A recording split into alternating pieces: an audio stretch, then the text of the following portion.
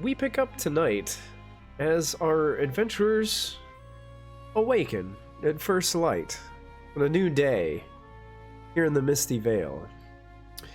Conry and Tenumero, you guys have just returned probably within 30 minutes to an hour ago from your training. You both have a new spell at your disposal, and all of you can take the benefits of I believe it's a shift rest. I think that's the correct terminology. I was getting stretch and shift messed up last time, so I'm trying to make sure I get the terminology right. So I think that's full health, full willpower, and pretty much everything is fulled out for you guys. So you guys are set for a new day of adventuring with all these new rumors and things that you guys have learned on your first day in Outskirts. You guys are gathered outside of the town in a heavily wooded area to the northwest. So what do you guys want to do? I'm going to leave it up to you. So I actually thought of this after we got off air. Is it all right if I re-enter the town? I remember there was a gentleman that was looking for his lost child, I believe. The store owner. Yeah.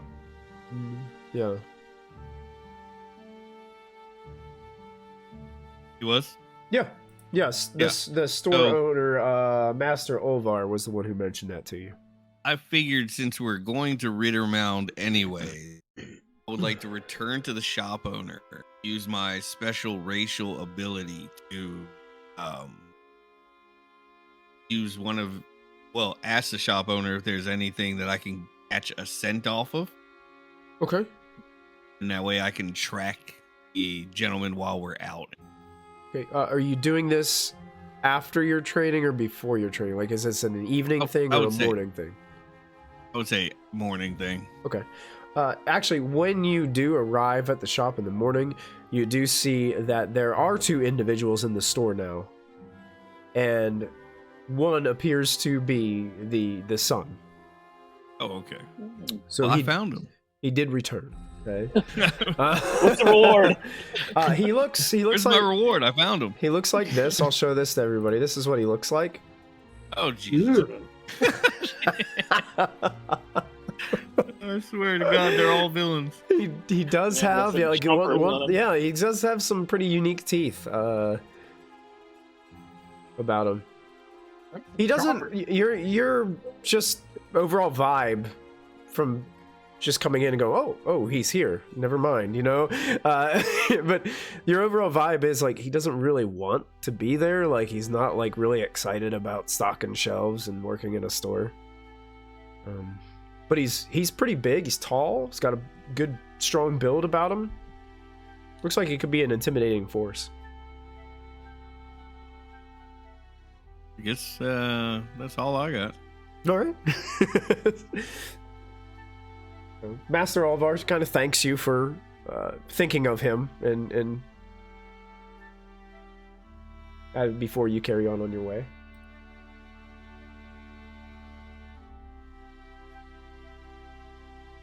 And you return to the rest of the group. Oh, yeah. You weren't followed, were you? Oh, was I? I don't know. That's why I'm asking you. Connery making an awareness roll. Can I do it with a boon? Can you do it with a boon?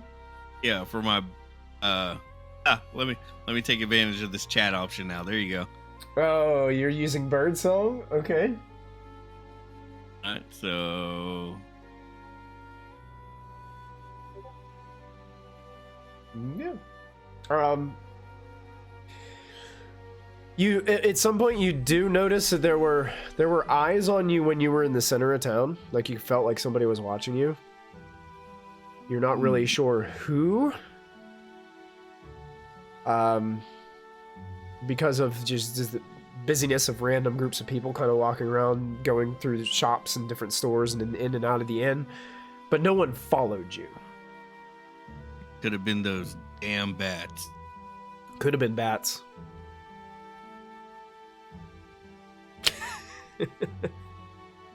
One slept over us last night. It was uncomfortable.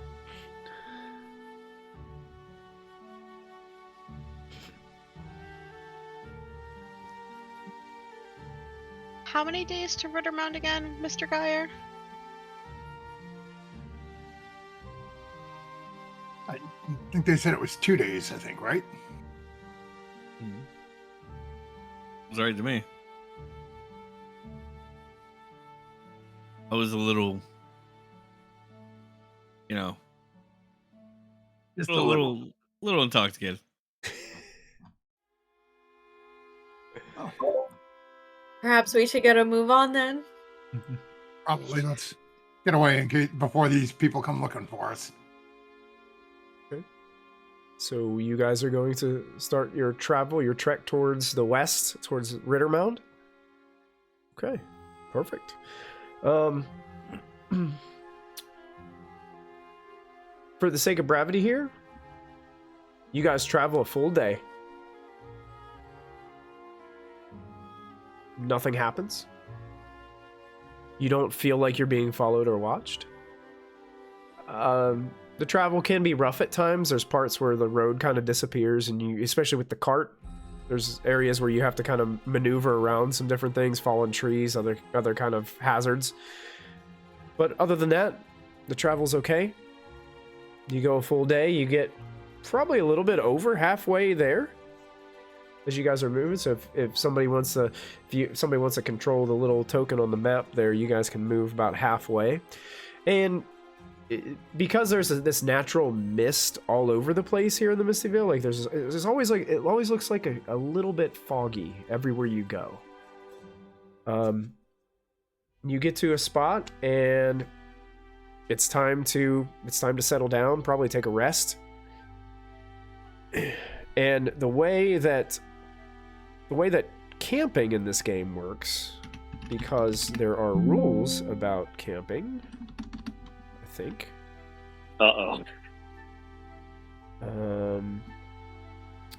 It requires you guys to make some rolls. Let me see if I can find the page again. Back here somewhere. Correction, Michael. Yeah. I have purchased a large tent, remember? You did. That will help you. What does that do for us? So that means only one person has to do the roll, and they can do it. They can do it with a boon. Oh, look at that. So the way Whoever has the highest, because it's not me. the way making camp works is each player character must make a bushcraft roll to find a suitable resting place. Anyone without a sleeping fur gets a bane on the roll. If it fails, the shift does not count as sleep, nor can it be used as a shift rest. Brutal. It is brutal. But if you have a tent grants a boon when making camp, and a successful roll allows multiple people to sleep in the tent without making their own bushcraft rolls.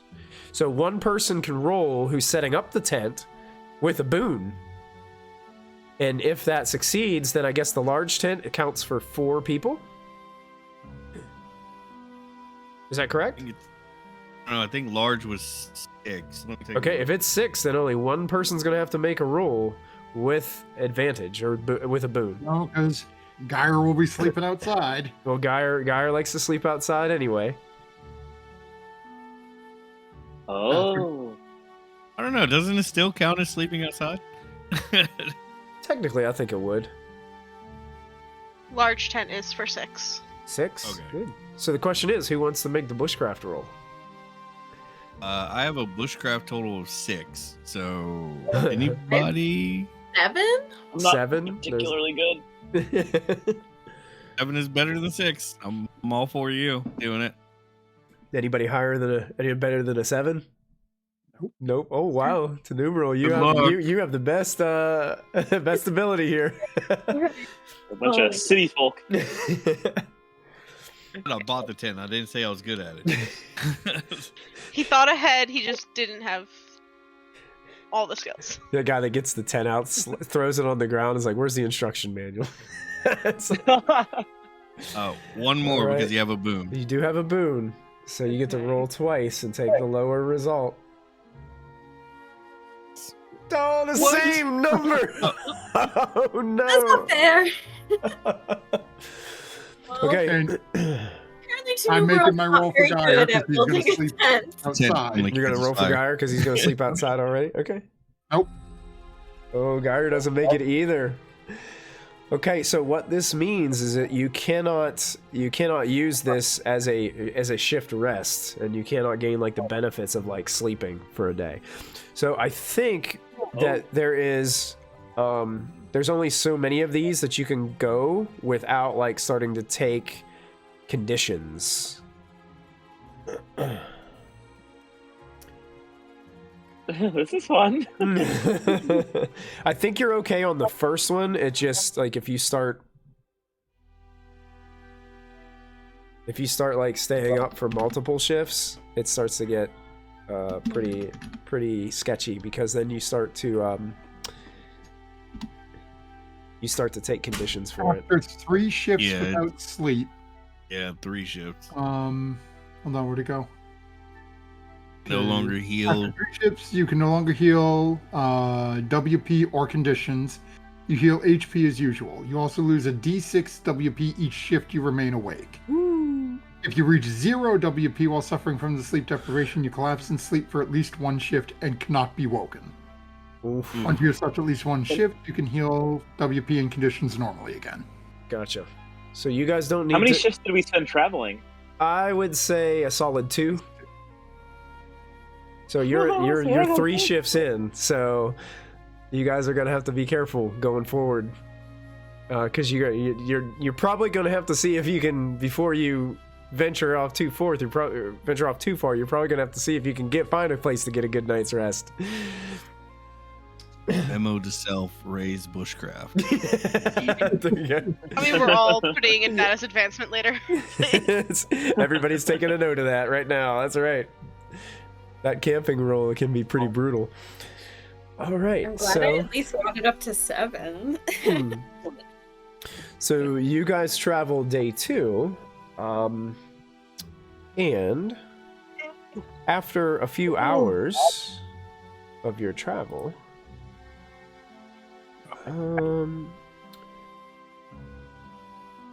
everyone can make an awareness roll for me. I have a bane on that because of my helmet. Oh, you wearing your helmet right now? Yep. Nope. Ooh, Henry I looking believe good. I rolled with a bane. So. I succeed. Yeah. Succeeded on my little dragon dice roll.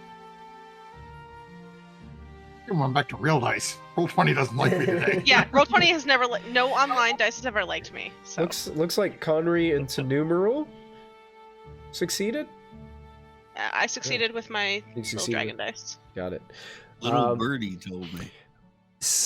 As you're traveling off this kind of broken road, you can see what looks to be over a slight hill that has a little bit of foliage on it, and some shrubs and bushes. Looks to be like the top of a stone wall that looks broken and covered in vines. just a bit off the road. Looks like it'd be some kind of ruin or something. You don't believe you've traveled far enough to be at your destination of Riddermound yet. How far off the road is? Not very far. A few hundred feet. Would I be able to sense magic?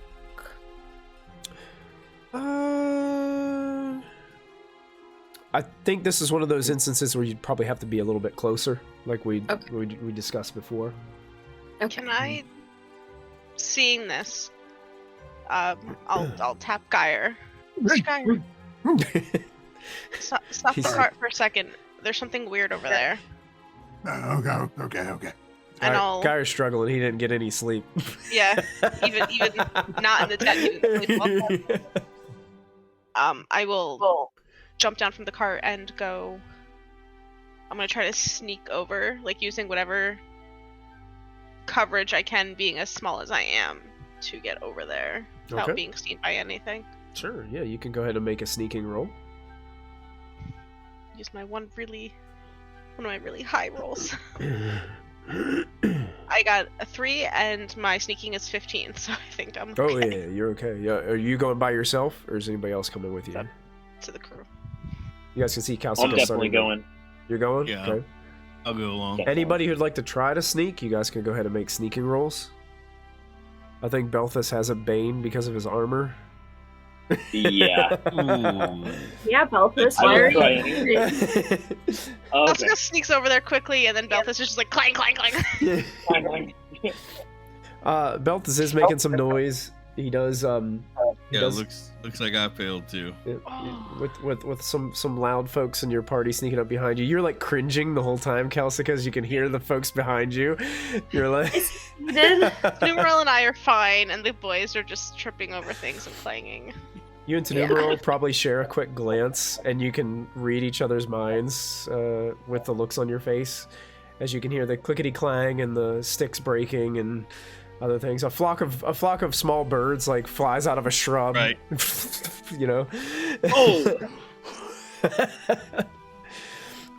But a short distance away from the road, you guys do see what looks to be some type of old ruin of maybe a keep, or it wouldn't have been a very large structure, but unless you're really looking for it, it would have been difficult to find because it's covered in heavy vines and lots of brush and foliage has kind of consumed this place. But you can tell by the top of it, looks like it was a man-made or humanoid-made wall of some sort that seems to have a corner that goes around the other side. Looks like the top structure, like if it had multiple stories or floors, has been completely broken off.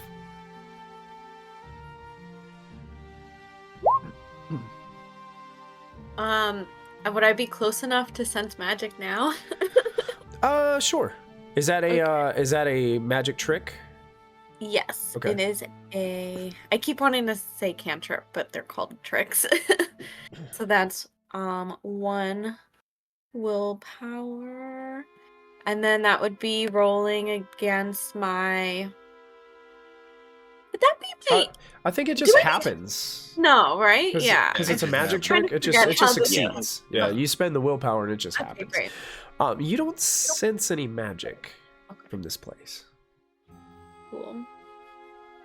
So I rolled myths and legends to try to like identify, and I failed. Okay.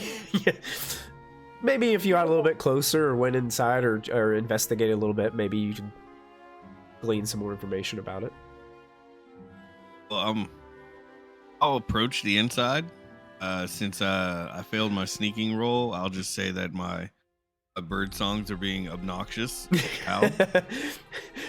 They're trying to stop you from going towards it, squawking Right. at you. Yeah, Connery's approaching. Is anybody else approaching with him, or is he going? Definitely going with him. Yeah, Going. sword Yeah. out. I'm gonna stay behind Excited the to see wall what's with my head barely over it, and Okay. just like, what are they like? Keeping an eye to see if I see anything besides my friends moving. There's an area that's heavily overgrown, but you can see there's kind of like an arched window area that you could kind of like peer into. Like I said, most of the top of this place is just completely gone. There is just bits and segments of wall left. Conry, you do find like some overgrown steps that lead to an area that probably had a door at one time, but now it's just like a broken area of wall. And you start going in, and it looks like it might have at one time been an impressive fortress. It's just so broken, like there's barely anything left of this place. And you walk up onto the stone floor. The walls seem to show a figure of a horned. There's reliefs on the wall that you can see. You kind of got to pull some of the vines away from the wall, but you can see they show a figure in a horned dragon helmet. Looks pretty impressive.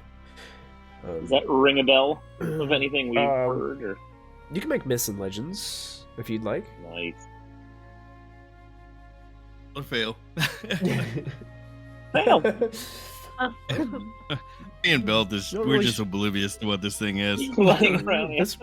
Look, The how person- it's shiny. The person who carved these was a pretty amazing artist. And to numeral, join them, and also I'll roll for myths and legends. Sure, go for it. Ira's on his 4th cup of coffee. I succeed. Is it? You staying at the cart, guy, or you didn't come in? Yeah, I'm back with the dogs. I'm just Okay. Yeah, Um, you think this could be just imagery of dragon warriors from the Dragon Emperor, from the Empire, from the days of the reign of the Dragon Empire. You guys would know that the Dragon Emperor had warriors that were probably decked out in this heavy armor and rode on the back of dragons, from what you guys have heard so far. It was probably from that time period, so it's very old. So to numeral would communicate this obviously with the rest of the party. Fascinating. And probably say this looks like it could be one of the Dragon Emperor's warriors.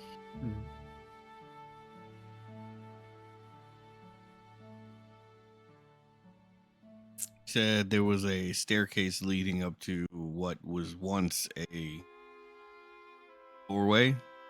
I make But- my way through that. Well, you just kind of like, it was like, imagine like a front porch area. You kind of like walked up like 3 or 4 steps, and then you made your way into the interior where you saw these reliefs. There's no stairs leading up. There's not a second floor. It's like open air above you guys. Like it's just walls. This is like a dead end, pretty much. Pretty much, yeah. Any sign that people have been like using this as like a encampment, or there's any like any recent or old stuff laying around? Refugee. Hey, Belthus, make a spot hidden roll for me, please. Uh-oh. Not hidden. Yes. I'm not very good at that. I am. You find Calcica. She's for something else.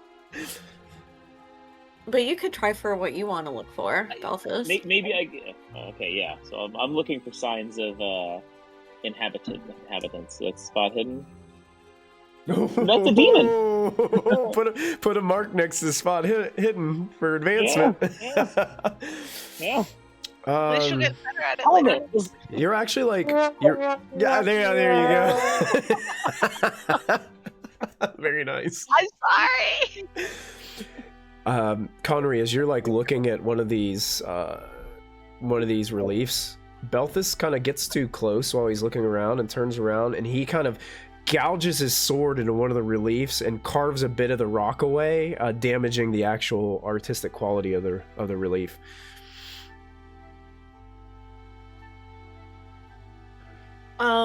Way to go. No.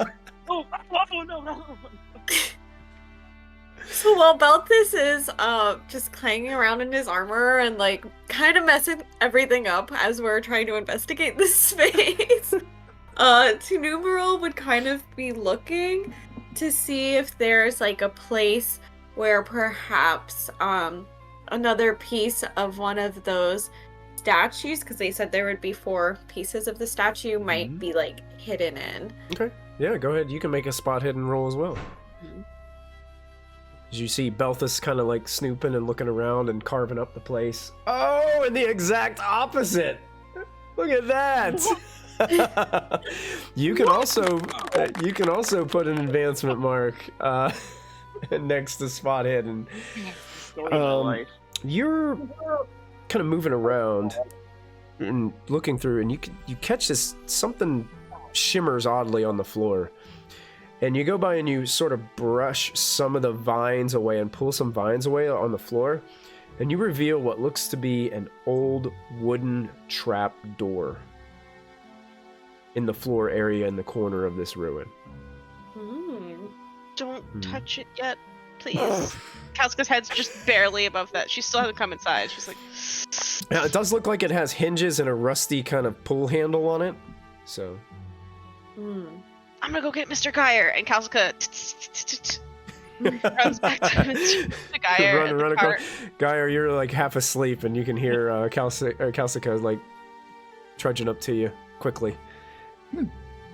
And immediately I'm going to turn and look back like somebody's coming up behind us because she's running back over. And as soon as you turn around, your dog just like licks you right in the face. Good girl.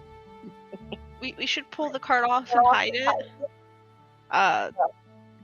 Belthus is making a little bit of a mess. Tanumero found a hidden door. I think we're going in. She just kind of... That's usually a sign of money. Exactly. I think we're going in. Let's move the cart. I suppose. Guy's going to start looking around. Is there somewhere that I can sort of like tuck the... try to get the cart a little so it's not quite so obvious? Make a bushcraft roll for me. Oh yeah, that's good. Help him? Humble and merciful. You can help. So you can give him a boon. Yeah. I'll give him a boon with helping, looking for a good spot, and like I'll like helping. Sure. Branches. And You've got a boon. Oh, that's gonna be a success either way. Yep. There you go.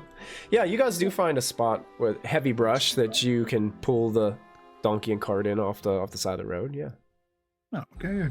And sort of get it all situated. Get the dogs tied up so they can't go running off. Okay. Yeah.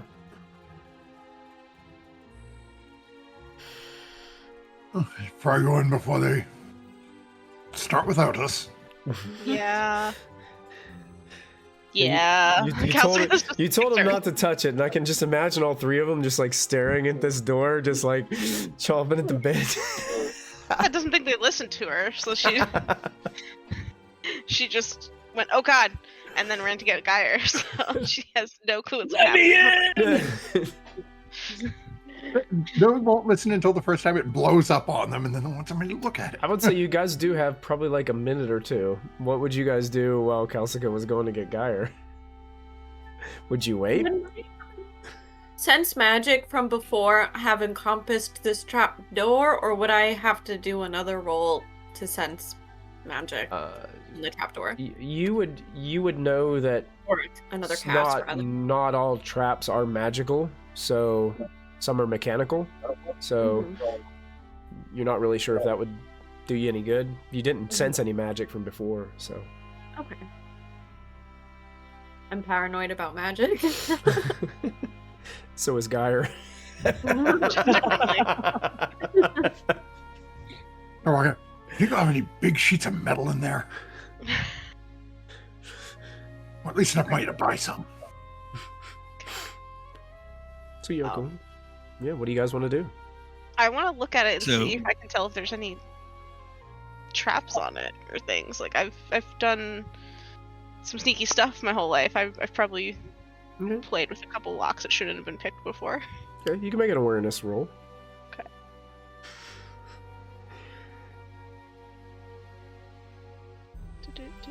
Where's my awareness again?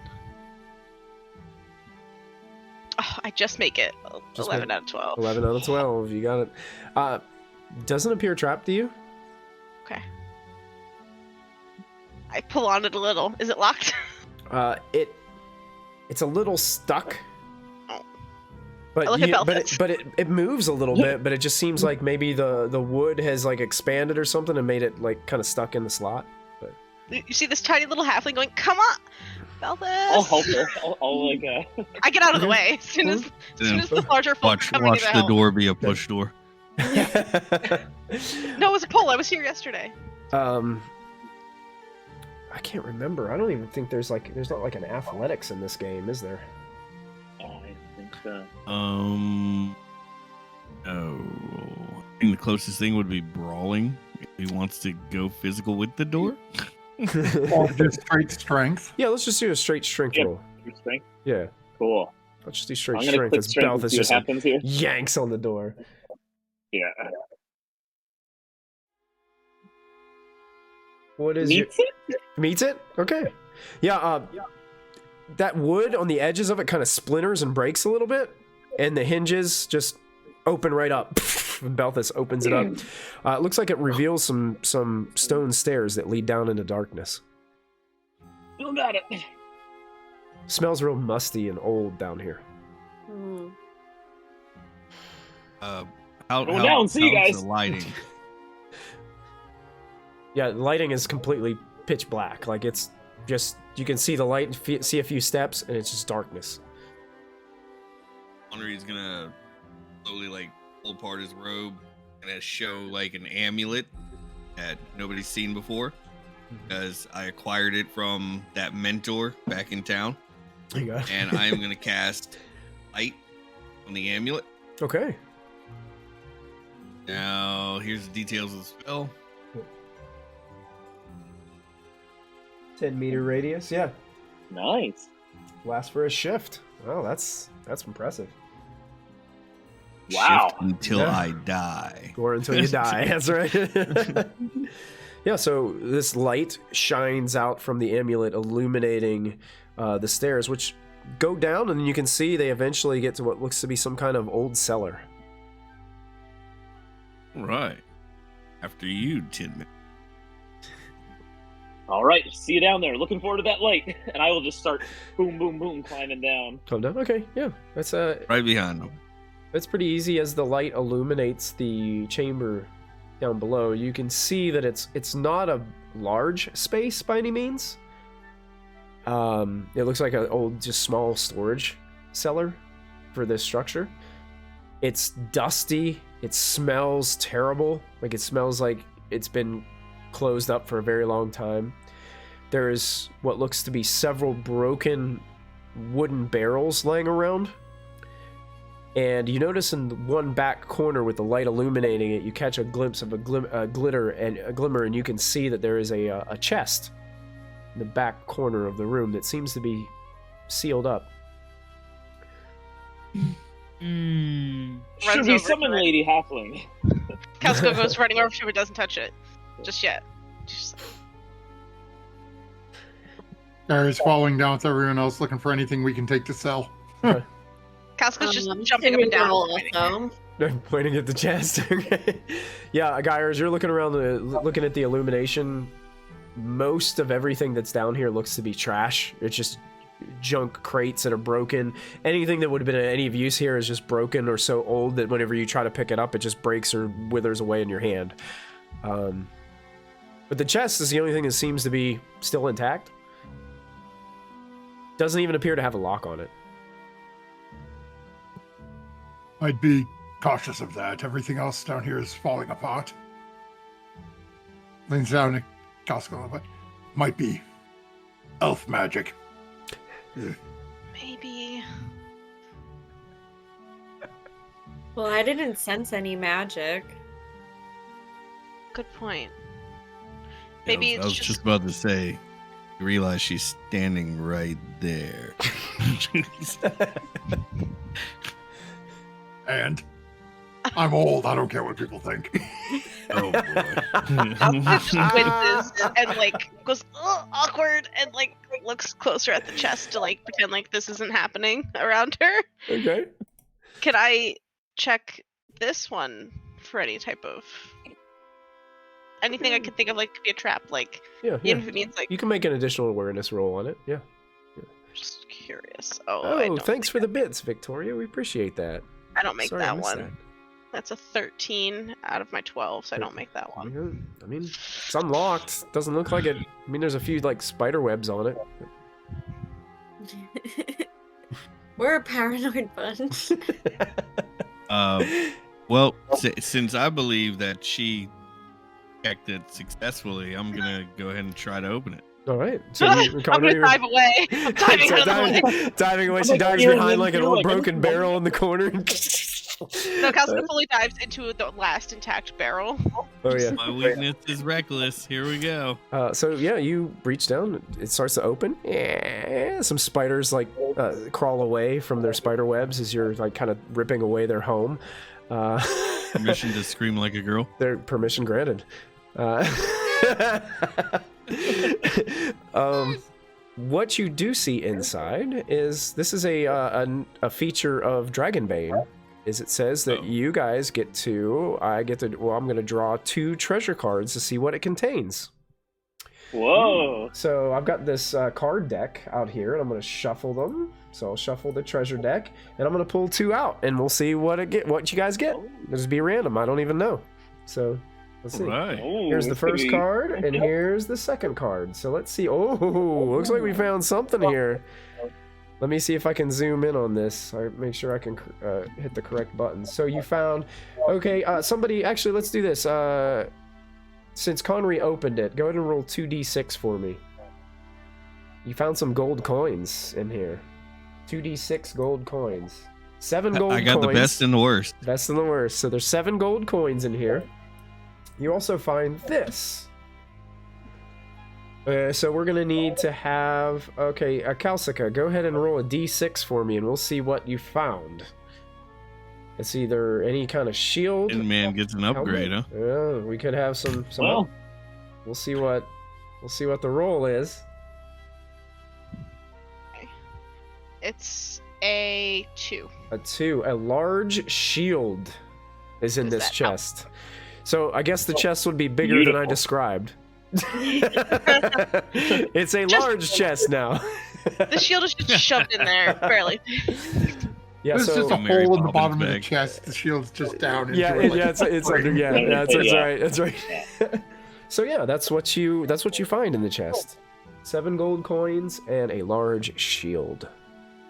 The numeral would ask, is there a finder's fee since I found this trapdoor? Calcica nods because that seems fair to her. Henri suddenly goes deaf.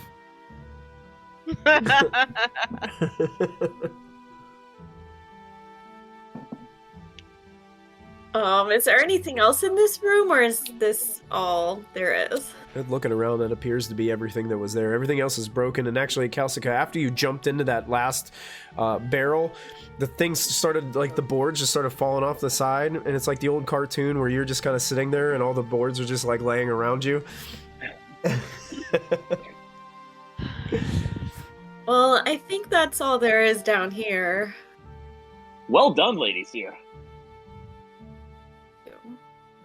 Does anyone have use for that shield? It looks quite strong. The shield is bigger than I am. Be good for sledding. That is But in all the Calcica meantime- wants now. It needs to snow, and she needs to go sledding. But in the meantime, if no one's using it, it is a bit bigger than the one I'm using at the moment. If we could put that one in the cart, my old one, for resell, it's nothing to me. You can certainly do that back in Outskirt.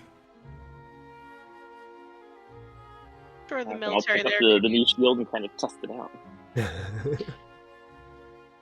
I just pick up a piece of wood off the ground and just throw it at Balthus to see how well the shield works. Ping! The wood kind of splinters and breaks. Effective. Nice throw. And Geyer, more metal.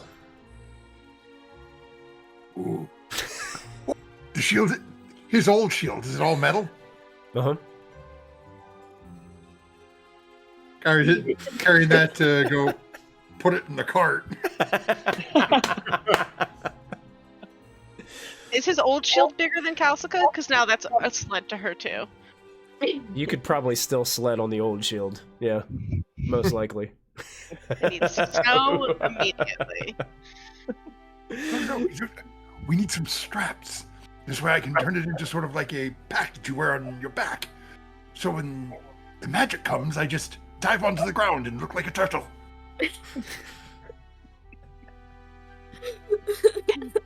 Can ducks look like turtles? We'll find out. One would assume if we can stop the magic by putting her in metal, it should be able to stop the magic if I'm in metal. Nobody's putting me in metal. She can hear Damn very here's the well. elves. Dyer's leaving. I'm back onto the cart. Awesome. Kalsuka's talking about the last time she saw snow. She's never seen snow. But she's pretending she has. Oh, And she's just talking about snow. cool. Alright, do we all leave this cellar/ruin? Everybody's heading on out. Okay. Look around just one more time. For the sake of it's a new place and I just don't know what we're missing. I feel like there's something missing. Sure, I mean, you can make one additional awareness roll if you'd like. Nope. Nope. I'm gonna make a roll also. Okay. You still got your bird song up? Trying to persuade the DM to get me more treasure. How do you think I failed was rolling horribly. again? I think you horribly. need some Mountain Dew for that roll. That's it, yeah. No, I do have bird song for a stretch, I believe, or no, sorry, one stretch. Okay. And now with the light, does the light... So I'm still trying to get used to spellcasting in this game. Like, the light spell doesn't, like, make it so you can't concentrate on birdsong anymore, right? Like, there's no, like, That's what concentration I was rules. also wondering. I don't think There there's doesn't any... seem to be. I don't think there's any, like, Yeah. hard concentration rules like that in this game. So I think as long as it stays up, I think you're good. Have like 30 spells going at the same time. Yeah. I could do all this stuff. Gonna be the Mr. T of spells, just Pity the hanging fool. everywhere. Excellent. So you guys come away with some hidden treasure and head back to the cart. You guys get the cart and donkey back on the road and begin to trudge your way closer to Riddermound. Now my question to you guys is, it's going to take, a little bit more time to get there. Do you guys want to go straight there, or do you want to try to get a rest in before you go to explore a little closer? What do we know about Riddermound again? You were told... It's basically a burial mound, right? Right. Yes. I think Dyer would be pushing to take a rest before we get there. Like, get close enough that we know, okay, we'll be there in an hour or two after we get some rest. Mm-hmm. Rather than, get all the way there and say, great, we're with all the corpses, let's take a nap. Yeah. This- yeah, The good point. second, This was the second the... the Geyer says that, Kalsuka immediately agrees. This is exactly what Leonara told you. She said, this side of the Iron Forest, there's an unholy place with huge stones rising into the sky. Riddermound, it's called, named after a dark knight who was chained by the gods when the world was young. They say he was buried alive in that mound, along with his family, his servants, and all his riches. Oh, if we get there faster, there's riches. No, we should probably sleep first. The bodies. Always Mr. love the Geyer. richest part of that story. If the bodies wake up, we don't get riches at all, Mr. Geyer. We're just dead like the bodies. That's what we have the metal man for. Good news Like with staring that, off. Kalsuka, is if you do become a body, it can put you to rest. Thanks. Well, that's not really good news, is it? It's better than coming back as one of them, I guess. I don't know. I don't know, kind of be hilarious being attacked by a halfling undead. Like, it's threatening, but it's adorable, so you're like, oh no! Pulls the knife out and points it at Connery.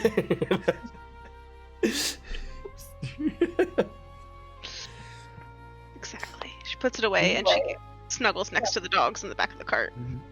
you guys do eventually find a place where you think you're getting close. Like, they gave you a destination, but they didn't give you like, hey, I know it's right here. So it's kind of one of those things where, you know, eventually searching around, you'll probably find it, but it'll take you a little bit. So you're getting to a point where you think you're pretty close. This is probably the best chance you're going to get to try to take a rest before you get closer. I guess we have to try to make another one of these rolls, folks. That tent. So I guess Numeral would try another stab at the tent.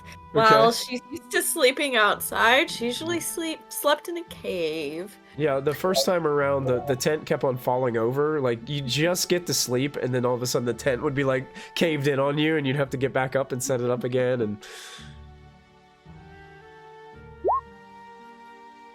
Ooh, I think that's a success. Go ahead and roll again, because you have a boon anyway, and just see if you get a dragon on that roll. Demon, right? It'd be good for, Oh, even better. A little better. Wow. So, it's up to you, Geyer. The tent looks like it's set. Oh. Nope. Now, hey, I forgot to mention, and we keep forgetting about this. If you want to try to push a roll, you can push rolls in this game. What? Mm-hmm. We keep forgetting about this. So do you see that? Yeah, You see that? But you have to take a condition. So it's up to you. So it would be the condition under the. You get to pick. Oh. So for example, if you fail something and you push a roll, and you take a condition, you can say whatever story beat fits the circumstance. You can say that, like, I'm getting really angry because I haven't had a good night's sleep, so I am angry now. Yeah. And you take that condition. Oh, okay. I'm going to push the roll because if this doesn't work, I am going to be burnt out and exhausted. Again. Nope. No. So you get to pick a condition and tell us story-wise what happens. So as Geyer's watching everyone else sort of get situated up in the tent, it's just, gets out trying to get his sleeping belt laid out, and the dogs come up laying on it. And it's like, can't get comfortable, can't get situated. Keeps worrying that people are going to be following, and just does not sleep a wink, and is just completely exhausted. Gotcha. So you take a condition, and I think for the next, what did it say, next shift, like you can't regain certain things. Cannot regain will point. Will points. Got it. All right. So those of you that are staying in the tent, if you're sleeping in the tent, you get all the benefits of a comfortable long rest. So, For a wolfkin, Snores. it's lovely. So comfortable. Calsco snores like that cute little like cartoon snore, like the snore. Because she's so small and she just sleeps in a little ball. But she does have her knife in her hand. That's how she sleeps. Numeral would also be kind of like curled up. yeah, it's a nice, comfortable sleep for you guys. Not so much for Geyer. He's having a real rough go at it. Just can't. He's out in the cart. Yeah, he's out outside trying to get comfortable, and he just can't do it. You wake up like one time, you did drift off to sleep, but then you turn your head and you realize like you wake up and the dog's just like right there staring at you and like breathing in your face, and you're not sure what the dog ate today, but man, it's rank. Bring the dog for a walk. Let's do its business. Bring it back. Make sure it goes right next to the tent. Don't confuse me with the dog. I also forgot this. So that was 2 days. If you have travel rations on you, I need everybody to subtract 2 travel rations from your inventory. Because there's hunting and fishing in this game, so I need to make sure I keep count of your food, because you can actually hunt and fish in this game. And that's something that you don't do a lot in RPGs. Yeah. I have 1 food ration, and that's it. Oh, your Okay. stomach's gonna be growling if you don't have anybody that can lend you some, or you might have to go hunting or fishing to numeral. I'll give her one of mine. When I realize on the day 2 that she hasn't pulled anything out, I'll just slide it over. Okay. I'll say nothing. Thank you. Hold on. Is a halfling ration the same size as a regular people ration? Well, yes, it is in this game. know. Yes, Like a nibble? Regular people. Halflings eat quite a bit. Oh yeah. What about second breakfast? Second breakfast. Yeah. My rations are actually much bigger than everyone else's. Very cool. Ask about 11sies, we're going back. Oh boy. All right. So you guys wake up and you notice that Geyer's packing his things up and he looks exhausted. Seeing I come out of the tent with my sleep mask on. seeing the Geyer's not happy and having traveled with him for a while, Kalska says nothing. And can I go in the like, so like we're still like in like foresty area? It's foresty. Yeah. Can I go look for any of the berries I know that Geyer likes to snack on Sure. as a morning treat? Yeah. Probably that'd probably be hunting and fishing roll, right? I don't think there's another skill that would work. There's no for that. foraging roll, so yeah. I There's no guess. foraging roll. Yeah. So yeah, use that. We'll use that as a roll. Okay. Just under. I'm Just good. under. Okay. Yeah, you do find some berries that could be picked and taken to Geyer. And I make sure, like, I know the difference between like the poison ones and stuff. Like Kalska's Yeah, you long pretty much and gotta. good foraging. Yeah, with your I will. success, you found ones that aren't gonna make them sick. Yeah. That's all we need. It's a tired, angry, food poisoned duck.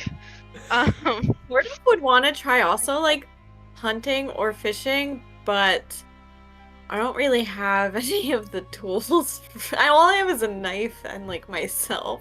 Okay. So I don't know how that would work.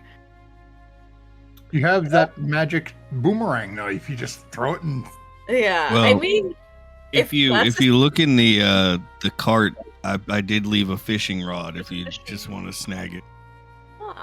is there anywhere we could fish? Not where you're at currently. The closest Would I place. be able to hunt with my knife? I guess. You could try. Or do you need like hunting tools? It's a All right. ranged weapon, right? You can throw it. Or am I wrong? Theoretically, I mean, we do have some bows too. I think lying around somewhere. Well, like the guy. But so I'll do a hunting fishing roll to see if anything works. Oh, I found foraging. Foraging is a bushcraft roll, but we'll remember that for next time. I fail. You failed? I do not successfully hunt as I'm walking around with my knife. You just don't see anything. Like it's like one of those days where you go out and there's just nothing around. Alrighty. Kalska would come back to the camp after having wandered off for a bit with the little bit of berries like gathered in like the edge of her cloak, like just held in like a little makeshift pouch. And she just gets up on the cart next to Geyer, goes, hold out your hand, sorry. and I just carefully dump them in. And I just pat him on the back. At that comment, Numeral would say, "Does he have a hand?" Thank you, my dear. Controlling the reins this whole time. I don't know how you thought he was doing that otherwise. Or does he have wings? Are there any hands attached to those? And as Geyer goes to put the berries in his mouth, you see as he goes right at the elf. All right, so Just shrugs and explaining- eats one of the berries. explaining my roles real quick. I was to track the animal. The animal turned out to be a squirrel, Mm-hmm. and then I failed miserably to kill the squirrel. Okay. What did you try to? Did you try to shoot the squirrel with one of those bows that you have? No, I used the bear trap, Okay. and somehow the It just snuck squirrel through. managed to evade the bear trap. It was too big. Yeah, well, yeah. I got Well, a here's demon. what happened. The squirrel wasn't heavy enough to trigger the bear trap, and it just kind of danced on it for a couple of moments, and then skittered off and ran up a tree. But you do get to add a advancement mark to your hunting and fishing because of that demon roll. So there is one good thing that happened from that. Embarrassing. But the Dude, there was a squirrel, dancing squirrel. the dancing squirrel let- did let- get away. Let this be a lesson. We are all very terrible at getting food ration. I got enough food to get me home. Mr. Geyer will feed me if I need it. Mm-hmm. Well, are you You know, guys? if we run out of food, and then Henri just kind of looks over at the dogs. He pulls out her knife again at Connery. Do I see him looking at the dogs? Now you see him backing away as a knife is being pulled. All that. Is there anything else as you guys are packing up camp that you guys would want to do here before we advance? Yeah, what happened to all that gold we found? Are you just planning on keeping it all, Connery? I guess I can share. Let's see. What's 7 split 5 ways? One for everybody else, and then 3 for me. Is that how that works? Or 2 for? I think I should get at least 2 because I found the door. Yeah, that's right. There you go. 2 for the finder. I'll forgo my share since I did get the shield. Very noble of you. All right, then everybody add 1 gold, and to numeral and I will add 2, 1, 2, 3, 4. and then Belthus You is still 1 have one gold, I left. guess. Yeah. You guys can also like Party fund? put in like the cart, so there's also that possibility too if you guys want For to drinks later. For drinks Yeah, later. I'll give Okay. it to I'll give the extra gold to Geyer for buying us all leather armor earlier. Oh, there you go. Yeah. I won't say no to a gold coin. Guy's exhausted, but hey, he's got berries and money today, so it's starting out pretty good. It's gonna get better. Okay, here it is. Onward. Oh wow. Belthus, you would probably know this. Geyer, you might know this. That large shield is worth probably 10 to 12 gold pieces in itself. So Would I have a rough idea of how much the shield he gave me to sell was worth? no, you might a little less than half of that. Okay, Depends on who you're trying to sell it to. fair enough. All right. So, making your way closer to Riddermound takes a little bit of time, but then you come to an area that is a hill that's crowned by these tall standing stones that rise in a glade in the middle of the forest. Place is strangely quiet. However, you notice a faint but ominous odor, a putrid stench like that of rotten vegetables. You think you've reached the place because of the description of the tall standing stones, and it looks as if they're like kind of formed in a circle around near the top of this mound. Connor gives himself a sniff just to make sure it's not him. It's definitely not you, Connery. Not this time.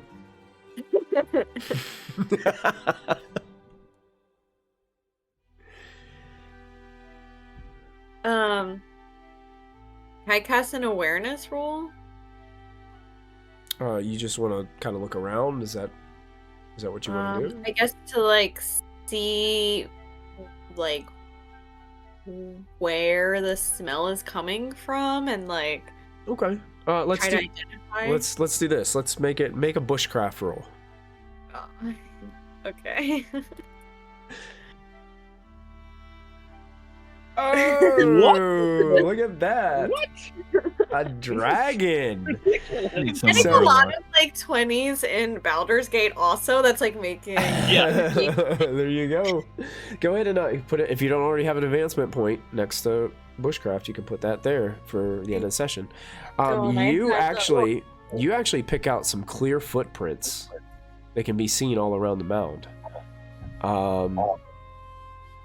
You also identify what appear to be small piles of wolf droppings and goblin excrement. Hmm. Will you point this out to the rest of us? And that's what you think, that's where most of this odor is coming from, is like people have been using this area around here to go to the bathroom. Hmm. Oh, lovely.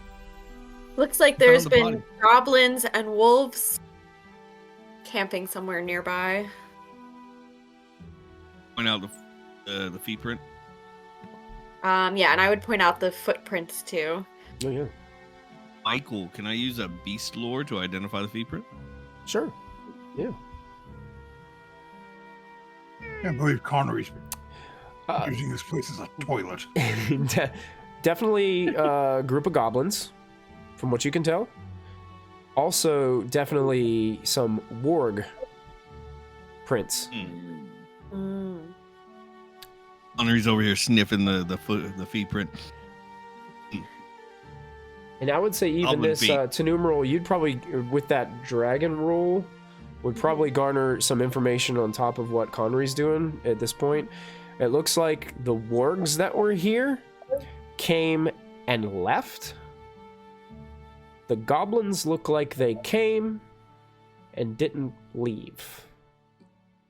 There's no goblin prince leaving the mound. Only coming. Ah. Can I check the poop for goblin body parts? You look closely at the poop. It just looks like poop. You don't see any goblin body parts. Just some piles of poo that smell really bad. Remembering Goblins what used to be he here. said about the dogs, and I shove him into the poop. Here, I'll take that. I'll take that. Saving throw. That's it. You just you get a little bit closer. Your head almost gets there. You get a nice the aroma. You're starting to kind of get used to it. So it's not quite as punch you in the face. It's very pungent. But another thing you guys both notice as you guys are snooping around, Connery and Tenumeral would probably see this, is at the top of this mound, as you guys are looking around these standing stones, there is what looks to be a large 2 by 2 meters square-shaped slab of stone that sits at the top of the hill. It's kind of embedded at the earth, but it's been slightly moved from its original position, so there's like a small opening that leads down into darkness. Mm. It looks big enough that Kalsika could fit through, but the rest of you wouldn't be able to fit through it with the slab in its position right now. Mm. Look over at Kalska. I roll persuasion. Hey, buddy. Only What you a- can fit in there. Would a goblin be able to fit through the way it is currently? You think so? Okay. And You actually, must have looking been at like it, looking at it, it Kalsika looks in like there's some like scratch marks along the stone on the edges, and you see the footprints. All the goblin prints lead to this location. Oh. Mm. Hey, I wonder if we Connery. can open it anymore. Connery, can I borrow your necklace really quick? I want to look in really quick. Absolutely. I'm just gonna. Hey, Belfis, hold on to my. Hold on to me, please. He would have to recast Okay. because that was Oh, he- yesterday when he had the light on there, so he'd have to. Oh, that was yesterday. he would yeah. have to spend the. Never mind. willpower Don't worry to about cast that. I it don't again. want it. It's only one, so I'll cast it again. Okay. Belfis, can you hold on to me, please? Gotcha.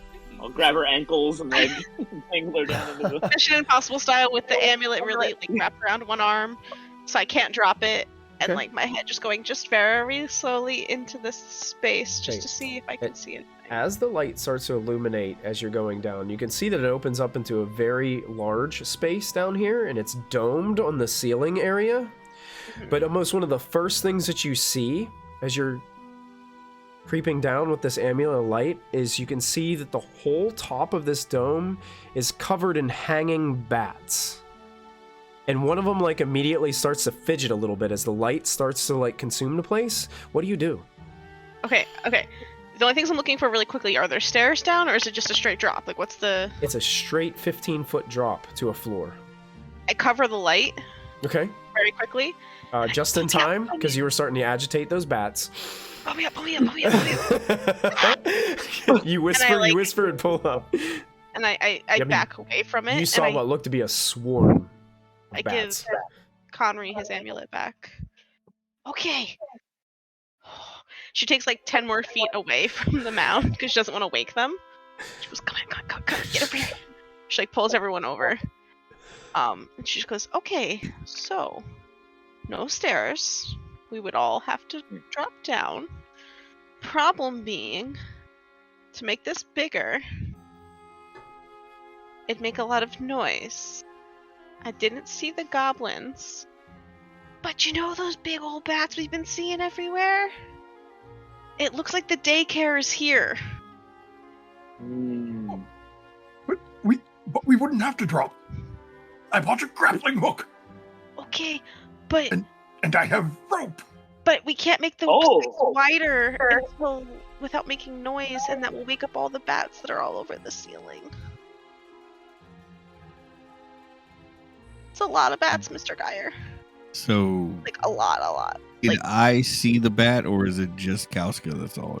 Kalsika's the only one that was able to go down there right now with the way the opening is.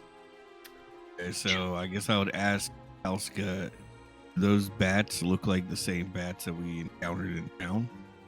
were they the same bats that we saw, or were they like regular bats? These looked a little bigger. She tells them that, looking very disturbed. They were bigger. Maybe these are the parents and the ones in town, or the daycare. I don't know. I lost track. We could fight them. We could just There's a ask them, bajillion. are you guys related? What's the biggest number you can think of? Make it more than that. That's all the bats down there. I like those odds. Kalska looks at Tanumero. Can you convince Balthus not to get us killed by bats? I don't want bats eating my brain. No, what if we drive them out? How could we drive out bats from a cave? Fill the room with smoke. It's a good idea. Like throw a torch down there? Yeah, well, to start with, yes, we'd need like leaves. If we can get enough leaves or branches from trees and light it, leaves generate a lot of smoke. But then they'll all fly out where we are. Balthus, Who cares? We're going in. back in. Balthus, put me back in for a second. I'm not bringing the light with me. Okay. I want to just see if I can see if, like, Okay. because there's an opening, I want to see if any leaves have naturally made their way in there. Okay. Like, there's already, like, kindling essentially down there.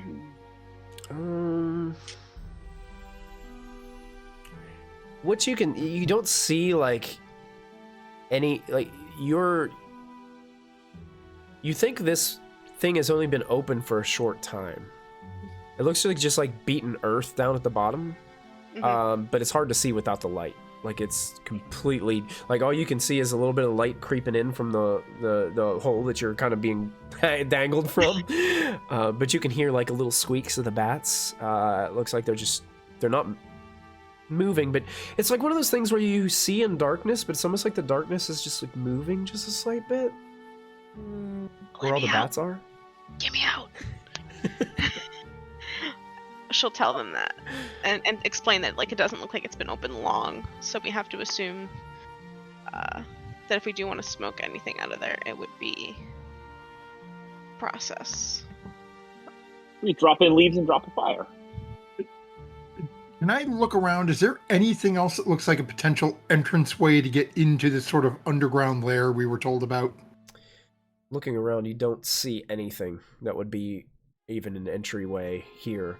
Like you said, it's a burial mound, so it's probably they don't expect anybody to be coming back into this place. So It appears this is really our only way in.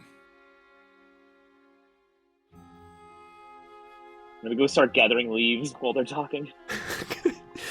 We could always tie the leaves in a bundle and then light them and then drop them and run for it. While everyone's figuring this out, can I sense magic? Sure. Okay, I do it. Okay. You.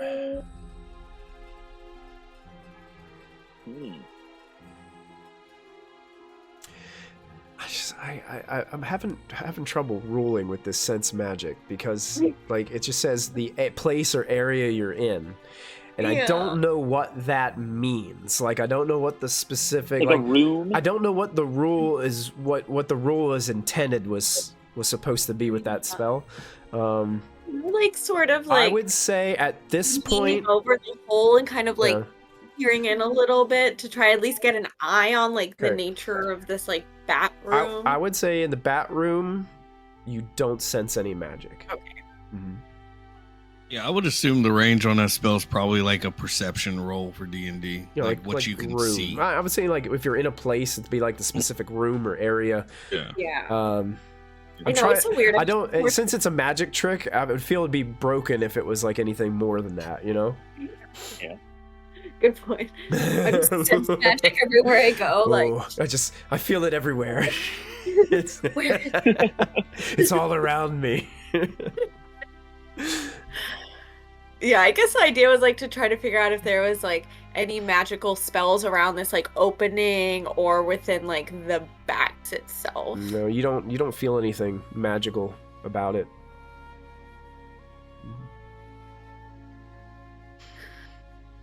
Belthus is still gathering leaves. He's got all these like twigs and he's breaking branches off of trees around Riddermound.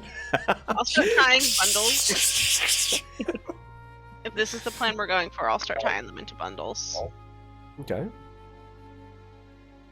The numeral would just kind of sit back as there's nothing quite magical about this, and she doesn't really feel like this is her strong suit, this plan. Okay.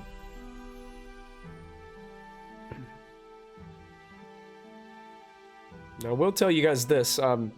The opening is, like, it's small. So, shoving a bunch of leaves down it, you might get some of the branches might stick and get stuck, and it's just going to be... And it's also going to fall in a nice pile down there. It's going to be difficult. Could try to make the hole bigger. It's possible. You said it's a stone slab, so like obviously moving it's gonna make noise. Could. Which is could it just very heavy? It's pretty big, but it looks like it's like as you guys are looking at it, it looks like it's like one of those things where it was probably initially very hard to get open, but now that it's been moved a little bit, it might be easier now than it would have been. Like, the goblins probably had a really hard time getting in the position that they did. But they're able to do it with like their strength. You're not sure they might have had tools. You're not 100% sure. Geyer's going to take a couple minutes and start tying his grappling hook onto the end of the rope. Okay. And then go over to that slab, hook the grappling hook onto it, and start walking back over to the donkey. Oh. All right. So you're gonna hook the donkey up to the rope? Yep. Excellent. So you guys see Geyer's like strapping the rope, hooking the harness up to the donkey, and you want to go ahead and you want to see if the donkey can do it? Yeah. Let's go. Yeah. The donkey like starts to pull, and you hear, and the donkey like pulls this slab revealing a much larger opening that all of you could fit down if you needed to. You hear some squeaks, but you don't hear any like flapping noises, and you don't see any bats like just start pouring out of this place with the rumble. I'd like to accompany Geyer to the cart, because I remember seeing that Kauska and Tenumeral left their flint and tinder in there. I'm gonna grab one of those to bring back with me. Okay. That donkey's a noble animal. Beautiful. Could I grab my flint and tinder particularly? As you watch as Connery's trying to pocket it. I have space in my inventory now. Mine was in there too, so if Connery takes what was Tenumeral's, then there's just another one in there, and they all kind of look the same, so it doesn't matter that much. Alright, so I'll take one. And then I'll, like, hang back by the cart and kind of, like, sit on the ground, just in case any bats fly out. I'm gonna be, like, back over here. Okay. For the time being. So what would you guys like to do now? Seems the opening has been... The slab has been removed. Start a fire? Okay. Using the leaves that were collected, you guys start to use the flint and tinder to catch the leaves on fire? Yep. All right. And then drop them in. And As soon as, like, the bundle catches. As soon as the bundle catches and starts getting consumed up in flame, you can see heavy smoke starting to pour out from a lot of the leaves. Some of the leaves Belthus kind of probably pulled off prematurely, and they're not really catching quite quickly because they're still alive. But they are creating a lot of smoke. And you guys toss those down into the opening.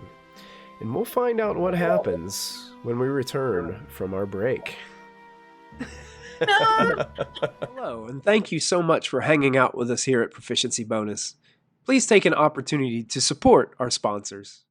First up is Little Dragon Corp. Little Dragon Corp is an online storefront based in the Great White North of Canada. They sell everything your heart could desire, so long as everything your heart desires is largely polyhedral dice sets and other TTRPG sundries. Check them out for all of your dicey needs. Perhaps buy a lovely hardcover copy of one of these fine books. If you're feeling especially cute, you could treat yourself to a t-shirt or one of these fine little proprietary Little Dragon Corp dragon plushies. They've got all the classic types of dragon, like Mooney, Terra, Dad. Whatever strikes your fancy over on Little Dragon Corp, be sure to enter our special promo code BONUS at checkout for 15% off of your order. That's BONUS, BONUS, for 15% off your order. That's like if you made 7 individual purchases, you could basically buy anything you want on the store, and it's like it was free with all the money that you saved from earlier. I'm absolutely positive that's how math works, and I will be taking no questions at this time. Thank you, Little Dragon Corp. Cardboard Castle Games is a brick-and-mortar game store local to Evans, Georgia. They have a wide selection of tabletop gaming and other cool games like Magic the Gathering, Pokemon cards, and even Yu-Gi-Oh! You can visit them in-store and let them know that we sent you, or you can go visit their website at cardboardcastlegames.com. Don't forget to find us on social media. We're on Twitter, Facebook, and Discord. Links to our social media pages and outlets are located below this video. Don't forget, you can also support the channel by following, by subscribing, remembering to click the bell notification so you never miss another live stream, using channel emotes, and if you're an Amazon Prime user, you get a free subscription to Twitch every month. While we are away, now is a great time to go subscribe to our YouTube channel. It's absolutely free, and there you will find hours upon hours of content to enjoy. Click the bell icon to activate notifications so you won't miss a single show. Once again, thank you for joining us. We hope you are enjoying the show, and we'll be back in just a moment.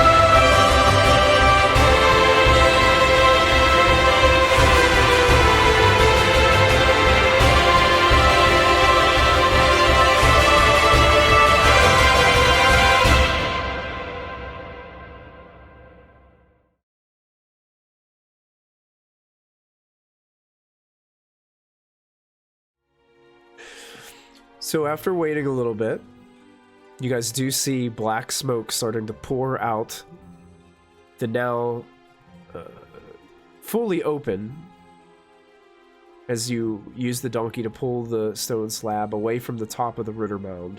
You can see black smoke starting to pour out, and then you do eventually hear flapping and squealing from within. Sounds like several bats have been agitated and awakened from inside the mound. And then as the smoke continues to pour out, you see the bats starting to pour out and separate from one another in a flood of sorts of these creatures.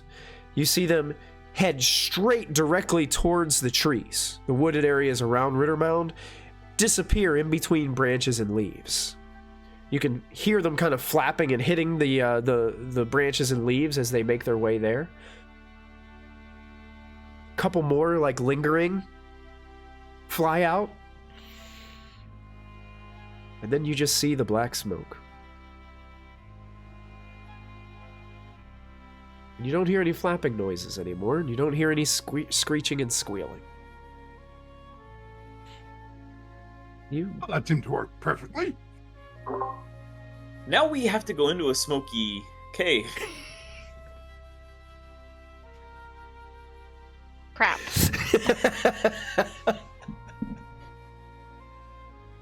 Then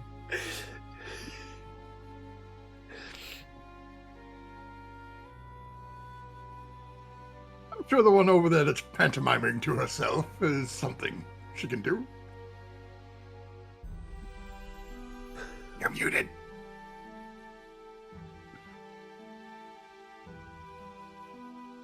Are you gesturing towards Tenumeral? Yeah, I think she's muted.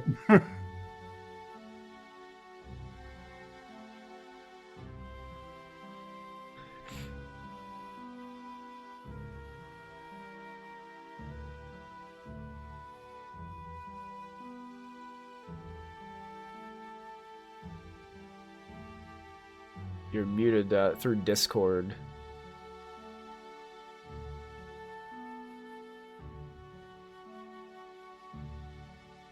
She might be talking to MG.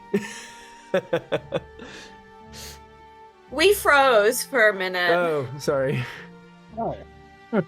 We could see you talking, and it was just like, yeah, we can see you. what's happening? Everyone was totally frozen, and Oh, I was sorry. looking at proficiency bonus, and I was like, wait, I'm still moving on Oh, yeah. proficiency bonus. You're fine here. Yeah.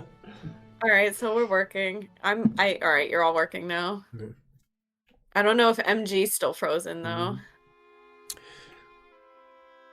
Yeah, that or he's still sitting there with his hand over the camera.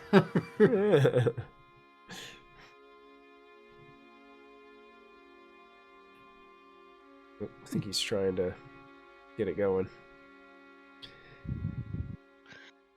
I don't know. I don't even hear him in the house, so I don't know what he blipped out of both Discord and reality. Well, Belfast did get carried away by the bats. Yeah, So. that's it. The bats swarmed in, grabbed him, and just carried him into the forest. Big enough to pick up the armored elf.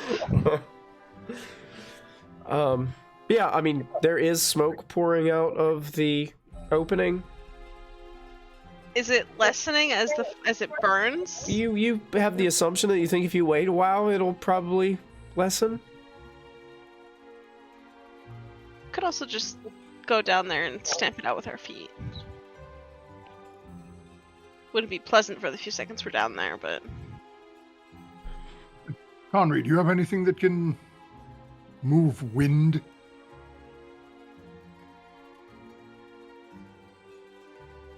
After enough bean soup.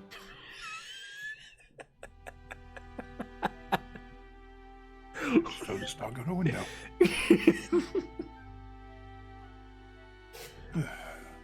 Not what you had in mind? Sorry.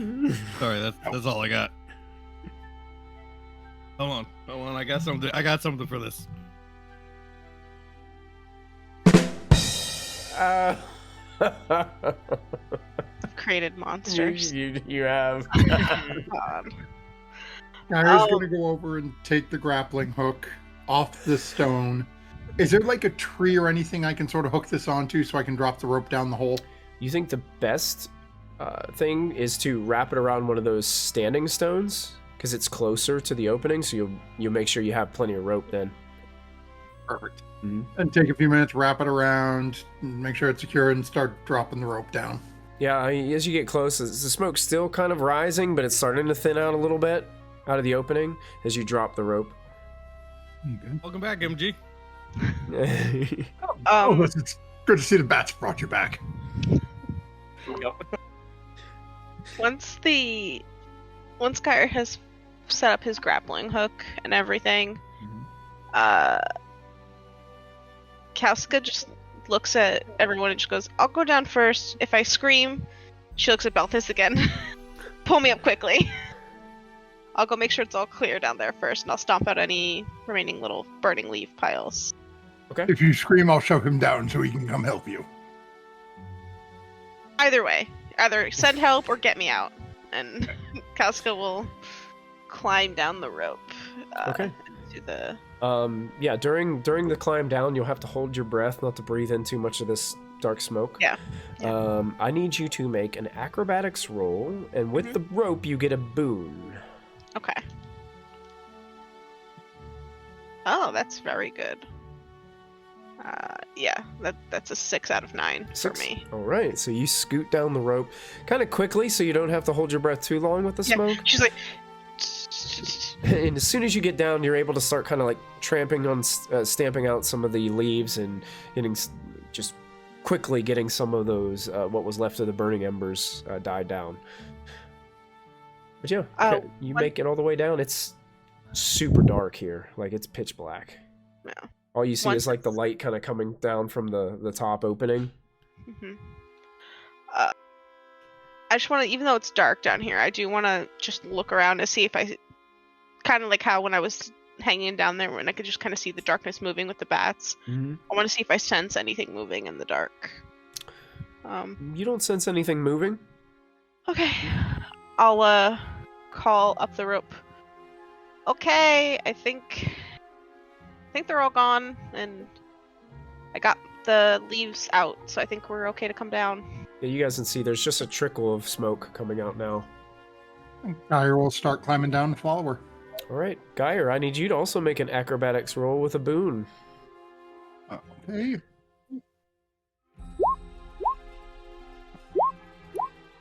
Nope. On a failure, the player character falls. Gyre loses hold of the rope and falls down. I need you make one additional acrobatics roll. This without a boon, just a normal roll. See how nicely you land. That's good. You at least somewhat land on your feet, but you do take some damage, Gyre.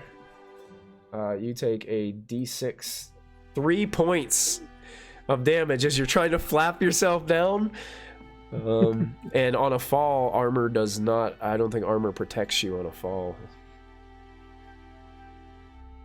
Let me double check. I would assume not. I mean, I don't think so. I don't think Armor's it probably a does. problem when you're Armor's probably more of a hindrance. So there are rules for falling here. Here it is. Armor does not protect against falling damage. Yep, I thought that's what it was. Yep, so 3 points of damage as you slam to the ground next to Kalsika. You didn't have to come down that fast. there's money. I was excited. Kalska helps him stand slowly and then calls up and goes, "Be careful, and we're gonna get out of the way in case anyone else falls." So, having seen Gyre fall, I'm gonna rush down the rope to make sure that he's all right. Okay. It looks like you also fall. I rush too much, Yes. and I take a tumble. Technically, okay. I'll go back, and Gyre, if you want to do this, you can. I didn't know if you wanted to, but remember, we can push rolls. No. So if you wanted to, you can. It's just you have to take another condition. Nope. Okay. Connery, do you want to push your roll? Man, it makes perfect sense that I would follow that way. And you're also exhausted, so it it goes hand in hand with the story. Right. Yeah, I'll push you just as. Okay. And it wasn't worth it. I think when you push, I think you still get the boon when you push. Oh, because of the. Because you made it with because of the rope. I still think you push it the same way. Hey. Yeah. So you succeed. Pretty sure. I want to double check pushing rolls, but I think you do push with the boon. Okay, so yeah, Connery makes his way down, trying to stay. He's going quickly, but he gets back. It's about halfway down and goes, "Whoa, I better slow down a little bit." He grips the rope a little bit tighter and gets down to the base of this chamber. We still have two others at the top. So Tenumero would peer down and kind of look around at like this whole. We're drawing a lot of tension to this area with our cart and our donkey and grappling hooks tied to things, and she would go, "What about the goblins and those people who were going to be following us? Should me and Belthus like push this cart somewhere, or We hit the cart already. we did? Okay, Yeah, we hit the cart when. Oh wait, no, that was That was before. the other day. yesterday. Yeah. It's Yeah, not that was when like we went into that room. this area is a little open, but there's foliage and foresty area around it, so the cart's probably near the edge of the forest anyway. So somebody would have to be here in this area to actually see it. And then, I have a question. Is from the like ledge to the ground? Is that more than? What? How tall is that? Would you say it's It 6 is meters it or is- less? It is 5 meters to the bottom, so 15 feet. Fantastic. So I'm capable of like levitating people out of this.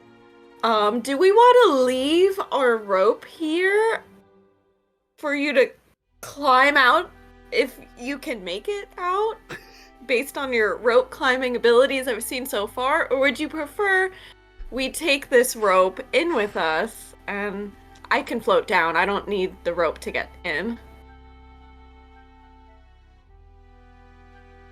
That's to Geyer. I'm callous.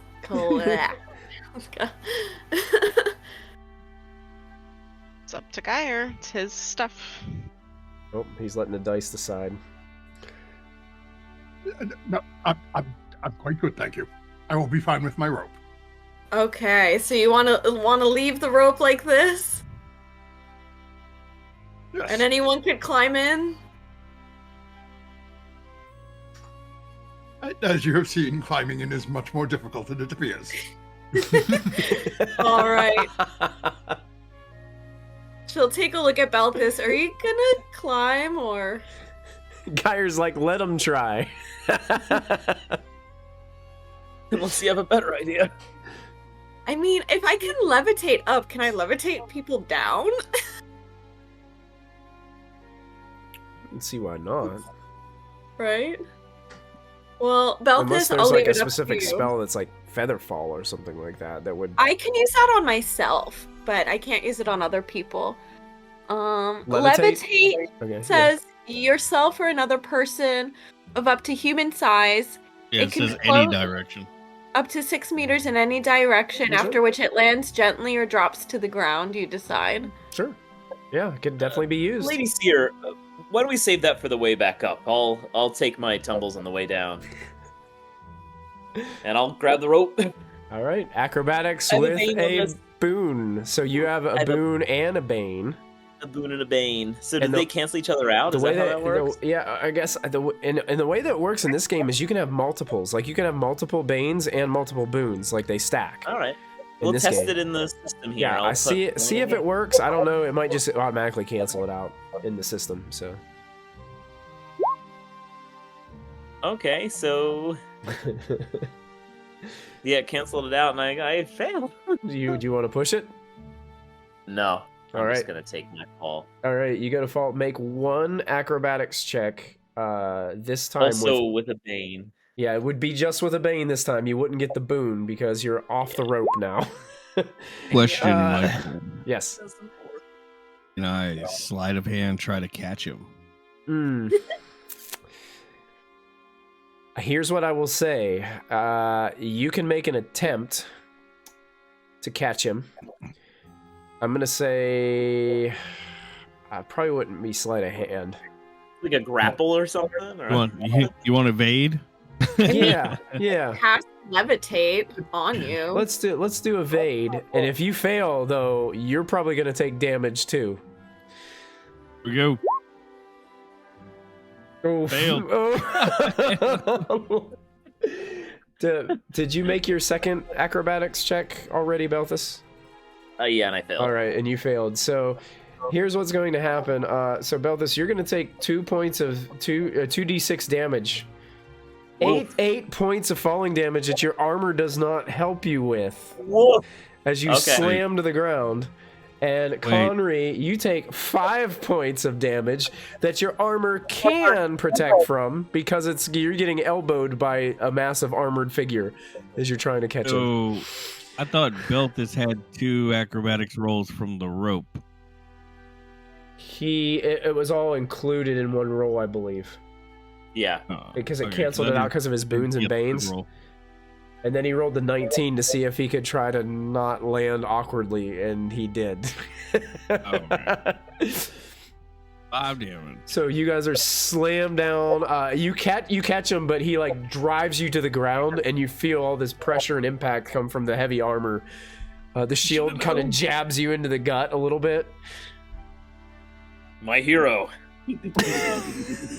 My spleen. Numeral peers down and shakes her head and just says, "You should have let me levitate you." Probably would have weighed a lot less.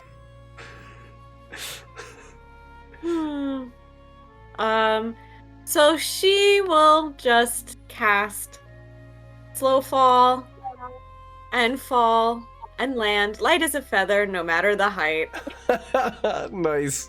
Is that very a magic? gracefully? She'll just sort of step in and like land on her toes quite nicely. She's like a silhouette coming down because the light is shining down through the opening, and there's just darkness around you guys. So you just see this like her arms are like spread out, and she's just like slowly falling and just gracefully lands right in front of all of you as you guys are picking yourselves off the floor. Look, guy, elf magic. Perhaps you'll let me levitate you out. Although I don't think that'll do much help because now you're damaged for whatever awaits us. So let's hope you'll survive what's to come for me to levitate you out. But I can levitate your corpses if you'd like. Kalska just She's giggles. such a delight. I am going to take you guys to a new map in Roll20. Oh no. Someone who didn't fall. She seems to be quite salty about You're something. all now in the mound. And I will shift ping you to your location. You guys see where you're at?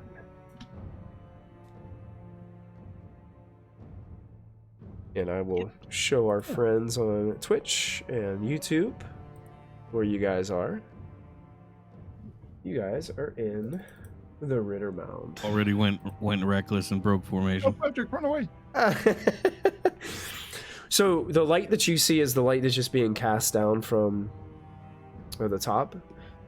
You can see a little bit of light from another source, but it's hard because everything is like silhouetted in here. Like everything in here is kind of dark because of this like bright like light just shining in through the top where you guys opened the opening a little bit more.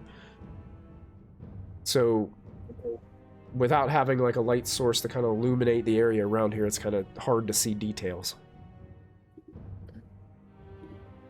Well, Conry lit up his amulet earlier when I he did. down, so his light. So his light would be up. Yeah, so let me I can change that in his token settings. So I'm gonna do dynamic Shine bright like a blurring.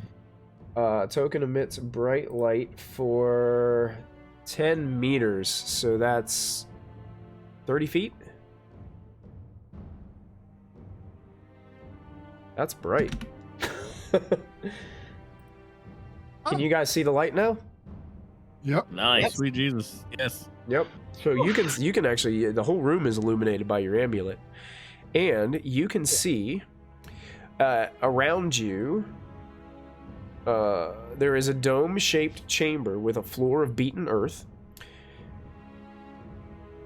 The opening to the surface now, from where you guys drop down, looks just like this faintly glowing square above you.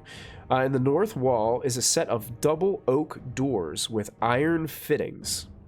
A silvery symbol stretches across both doors, which are flanked by statues of knights in antique armor. Do the symbols on the door look familiar? Make a myths and legends roll for me. As you go to Not inspect. languages? Nope, this one specifically says myths and legends. It's not really like a language, it's like a logo. Oh, that's an epic failure. Oh, you can put a mark next to myths and legends with the demon roll.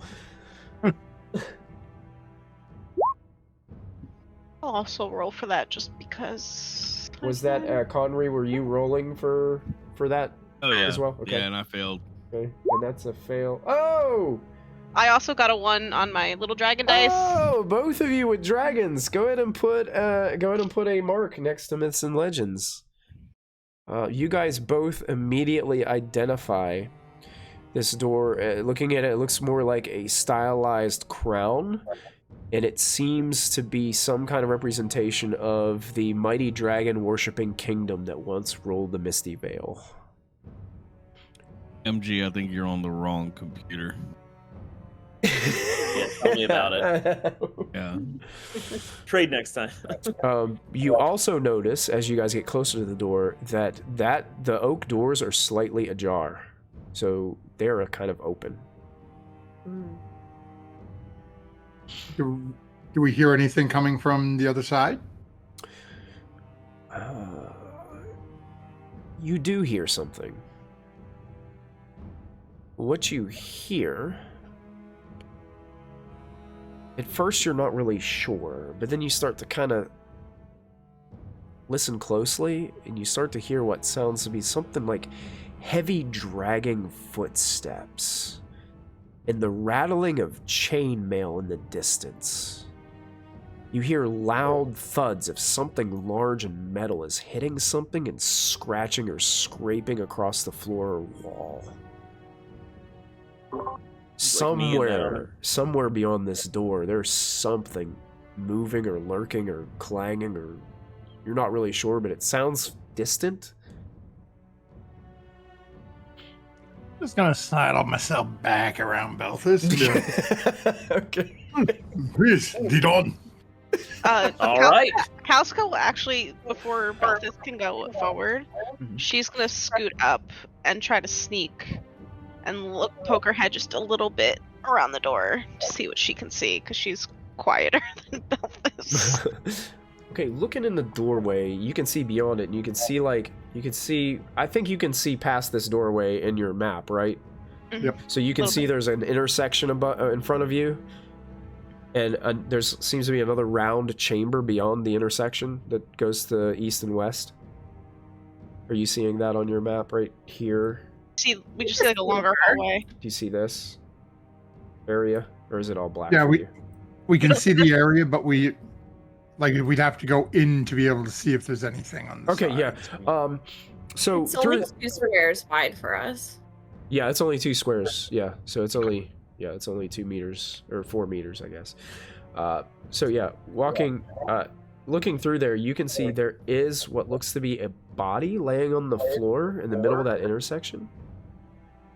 It's laying face down, and it looks like a smaller creature. They tell everyone there's a body, and then And I try to grab Conry before he goes running in his Kalska's right. Yes. Oh, he is reckless.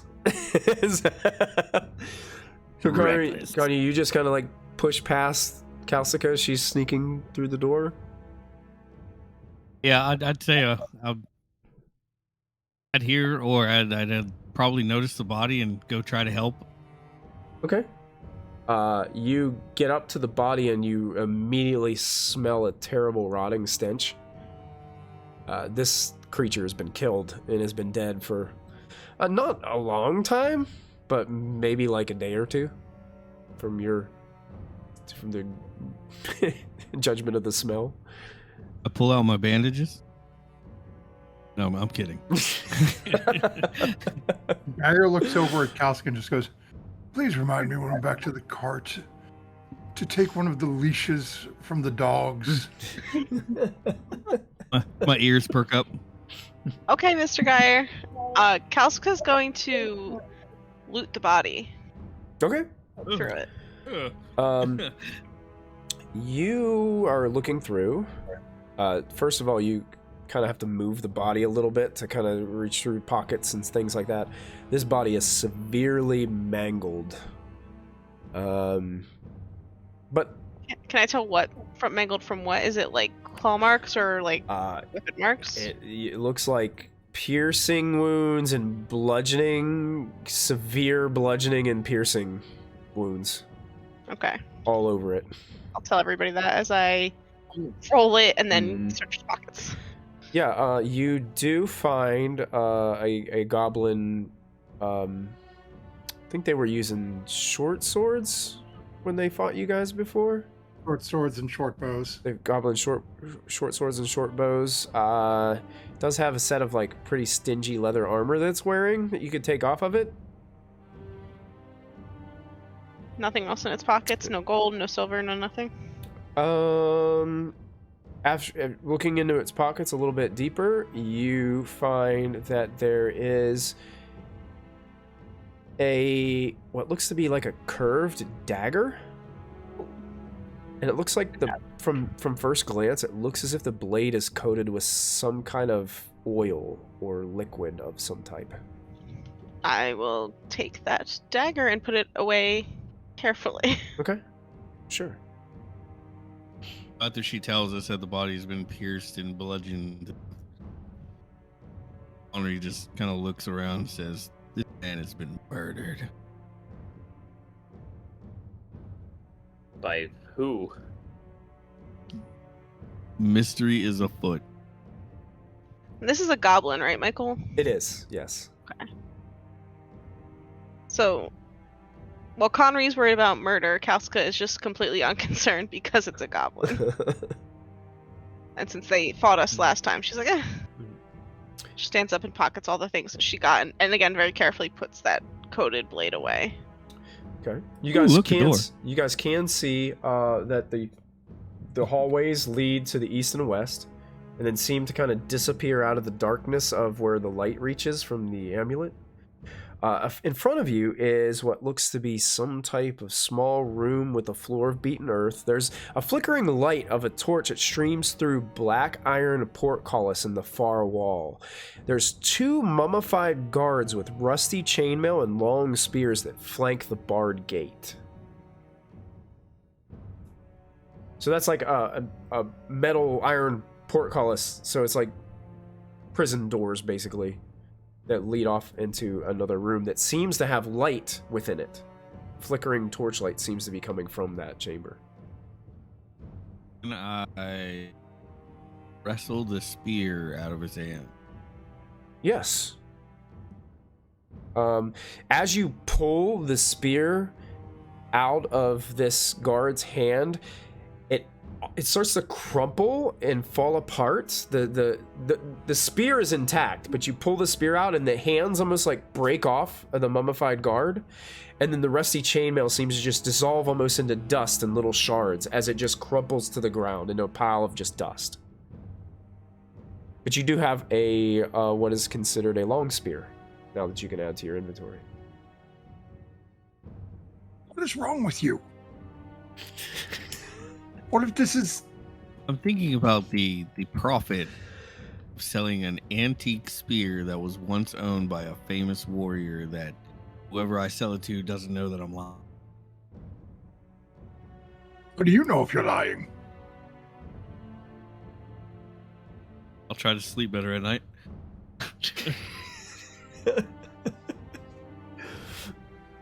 Kyra's gonna walk up and pull the spear out of the other one's hand. Okay, yeah, easily. It just comes, and you, the mummified creature just falls to dust, and you have this long spear now at your disposal.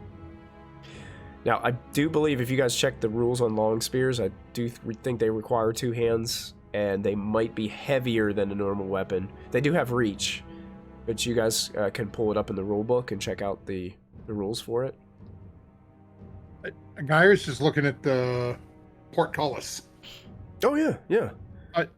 Does there look to be any sort of like button or lever or anything to open it? There looks like there is a like keyhole area. It looks completely like it's very rusted, but it still looks like it's maintained its integrity for a very long time. Felt this discovery of this murder victim. I'm concerned for your health. Finally, you're falling down and taking such horrible damage on top of me. I am going to start chanting and yeah. Oh, treat Whoa. wound. Hey, exactly how much damage you took. Oh, you get all 8 points of damage restored. Power of Connery compels you. Feel incredible. I feel invigorated. Thank you, Sir Wolfkin. Kalsko, do you think you'd be able to open a very rusted lock? Kalska pulls out her lockpicks. Okay. and As Kalsika's getting closer to this portcullis, to numeral, all of a sudden, you just have this moment where you just freeze. And you start seeing a vision. You see a vision of a strange city of turrets, towers, and horn-like spires. Something comes flying straight towards you. A huge dragon, ridden by a knight in golden plate mail, with a horned great helm upon its head. It's flying at you rapidly, and you can see fire starting to form inside the mouth of the dragon as it heads directly towards your spot. I need you to make a will roll with a bane against a fear attack for me, to numeral. All right. What is my? You said wisdom? It'd be your will. Wait. Yeah, it's a will. Will. I'm like, wait. No, I've been playing Baldur's Gate too much. You're gonna roll twice and take the higher result for it. Oh, okay. Oh. Well, I mean, there you go. I don't think I need to roll again. Okay, so I'm gonna go on the fear table here because I put one in roll 20, so I would remember. I need you to go ahead and roll a d8 for me. Can you roll a d8? Yeah. What did we get? A 3.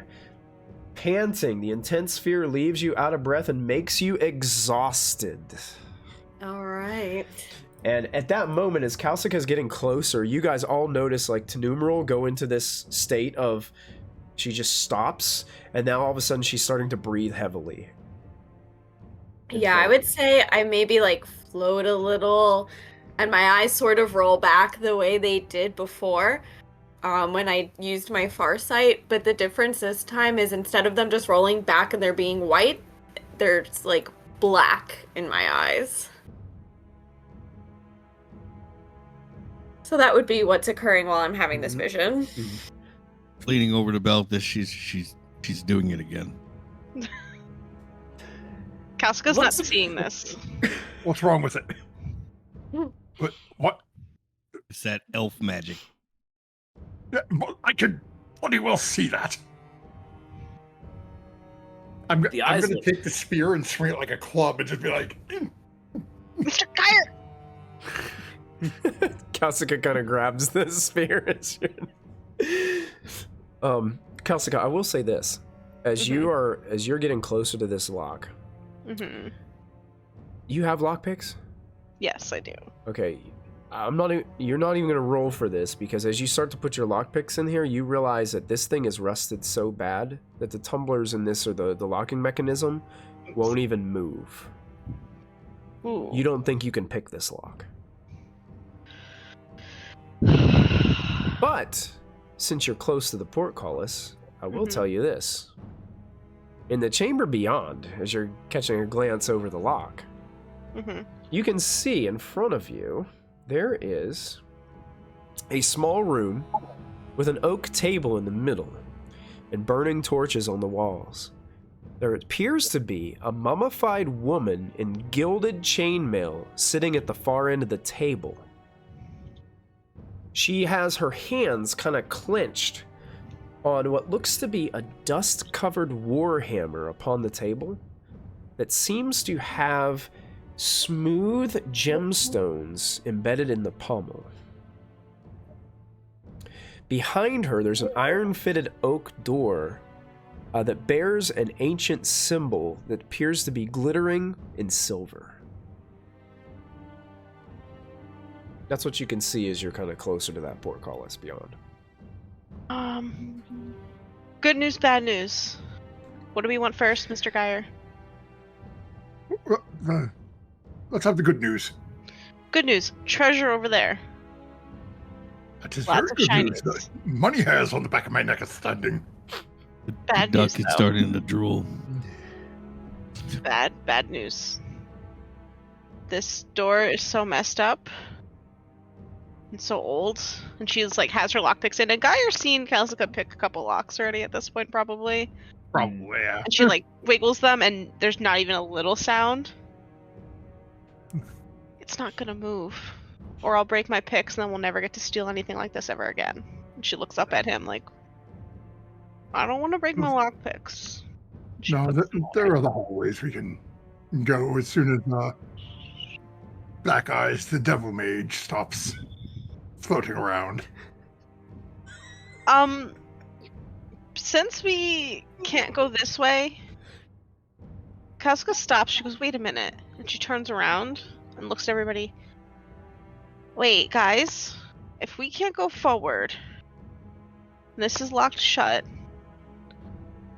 and all the goblin-y feet came down here, where are all the goblins?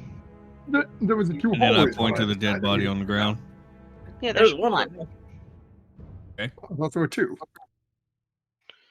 This is Um, one on the side. At this Kalsika point, starts to get nervous. Let's find that. Oh, let's find out what's at the end of one of these halls. Who wants to flip a coin and figure out which way we're gonna go? And actually, as soon as you say Plain that, Connery, as from- soon as you get back to that intersection, you guys start to hear that ominous sound of something dragging and chainmail clinking from somewhere within. okay, to numeral would like drop from her vision and now be like conscious and Still steady panting, herself. still panting. Still panting. Yeah. And she would And- say that she had a vision. A vision of what? What happened, Tinny? I saw a strange city of spires and some kind of dragon rider in golden plate mail with a horned helmet just riding towards me on a dragon. Did I remember that correctly? Yeah. Alright, good. I was like writing it down as you were talking. And it was like the dragon was about to breathe fire. And it happened as soon as you approached that portcullis. Kalsika. Kalsika looks at Tenumeril and then, like, just being a little shit, backs up a little bit towards the door to be like, is it gonna happen again? And when she gets closer and, like, waits to see if Tenumeril goes back under, and when she doesn't, she goes back to the intersection, like, Okay. alright, I guess it doesn't happen every time I go near a door. Geyer's be gonna really- go yeah. into his pouch that he wears around his neck and pull out his lucky coin. Can I tell which one of the two hallways I'm hearing that sound come from? You cannot. It sounds like it's coming from both. Oh, okay. Then Guy's going to look and just go, heads point to the left, tails point to the right, and flip his coin. Okay. You got a coin? You got a coin to flip? I do. I don't know where it is, so we roll a 2, so we're going to the right. To the right. Okay. All right. Lead on, adventurers. As you guys are going through these halls, I do want to describe the halls a little bit to you. So these are dark and damp tunnels, but you guys have the light of the amulet that's kind of guiding you. They're made from packed earth and branches off. The air is chilly and filled with musty smells. You can see that there's slithering roots, worms, and centipedes that are hanging like stalactites from the ceiling, and they make the ground kind of slippery as you guys are walking through the tunnels. Oh, you said centipedes? Little centipedes, yeah, crawling along, little roots that are sticking out through the bottom. Wielding the spear like a broom and just sweeping them off before I get there. One of them lands on Belthus and like crawls down his armor. He wiggles it free for a while. But yeah, that's what the hallway looks like, and it looks as if Connery's leading you guys around into a chamber that opens up Into a trouble. You can see ahead of you, it looks like a chamber. It's a packed dirt floor. There are 7 simple sarcophagi of stone lined up along the walls. Several of them are open, and 2 skeletons have been thrown onto the ground. Michael, Some I'm of them missing a person. What's up? No, they might just be around the corner. Oh, there's okay. Yeah. There's There they are. Yeah, okay. I was hanging back a little Is too it? far. He was in the darkness. Said some of these are open, some are closed. Yes. Several of them are open, and there's 2 skeletons that have been thrown out upon the ground. Geyer is going to pick one of the ones that's still closed to go see if we can open it. Okay. Might be something good in one of these. Yeah. Could do the same thing. You can start pushing it. One of them opens. The lid kind of like falls to the side and breaks upon the floor. You can see there is You're so subtle. an individual. There's a skeleton there inside, and it's actually wearing what looks to appear to you like a gilded headband and a jeweled ring upon its finger. Grab them both. All right, go ahead and put those in your inventory. If I open one, do I find any fun shinies? You push one up. Yeah, trying really hard. It's a little bit difficult for the height, but she gets it. And what's crazy about this though is this sarcophagi is a little smaller, and your judgment of this is it's either a smaller creature was buried here, or it could have been a sarcophagi for a child. But you also find a gilded headband and a ring, a jeweled ring. She smiles and just tucks it away. If I inspect the skeletons, do I find any? The ones that were thrown upon the floor, you find nothing. But there were a total of 7 in here, so the 2 on the floor didn't have anything. You opened 2, so there are 3 more left. I believe that's what it said. 7. Yeah, 7 simple sarcophagi. Everybody else found treasure. I wonder if it was bone. Are you gonna open one too? Conry, you opening one? No. No? I have a Okay. skeleton. Okay. If no one else moves, Geyer's just going to move to the next Oscar one. opening the rest of these. Geyer and Kelsica, you open the next 2. We are not good. And upon opening I'm them, satisfied with the bone. upon opening them, here's what happens. Whoops. All of a sudden, you all notice this. Coming from the skeletal remains within these things that you just opened is a translucent kind of blue figure that seems to just fade out and appear out of the skeleton. and these figures, they seem to be floating kind of towards you, right up in your face, and they have twisted faces, and they all just start to scream in terror right in your face. I need everyone in the room to make a will roll to resist a fear attack. Yeah.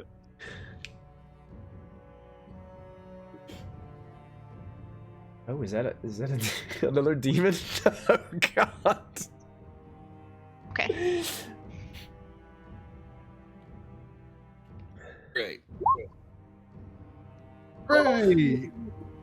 I You succeed. succeed? I succeed. Geyer, is succeed. that a succeed? Okay, so I think Connery's the only one that failed? Yeah, with a demon. With a demon. With demon. Okay, let me get my Is that an advancement or no? unfortunately on will, because it's not assigned a skill.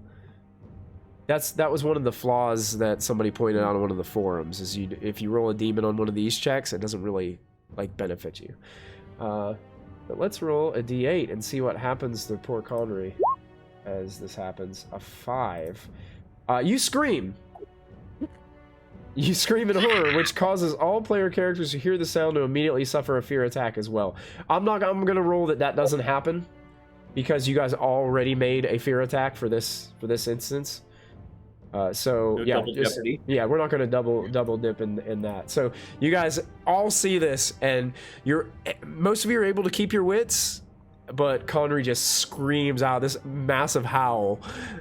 Am I taking the scared effect? It doesn't say that Okay. in the fear attacks table. I think it's just a way, yeah.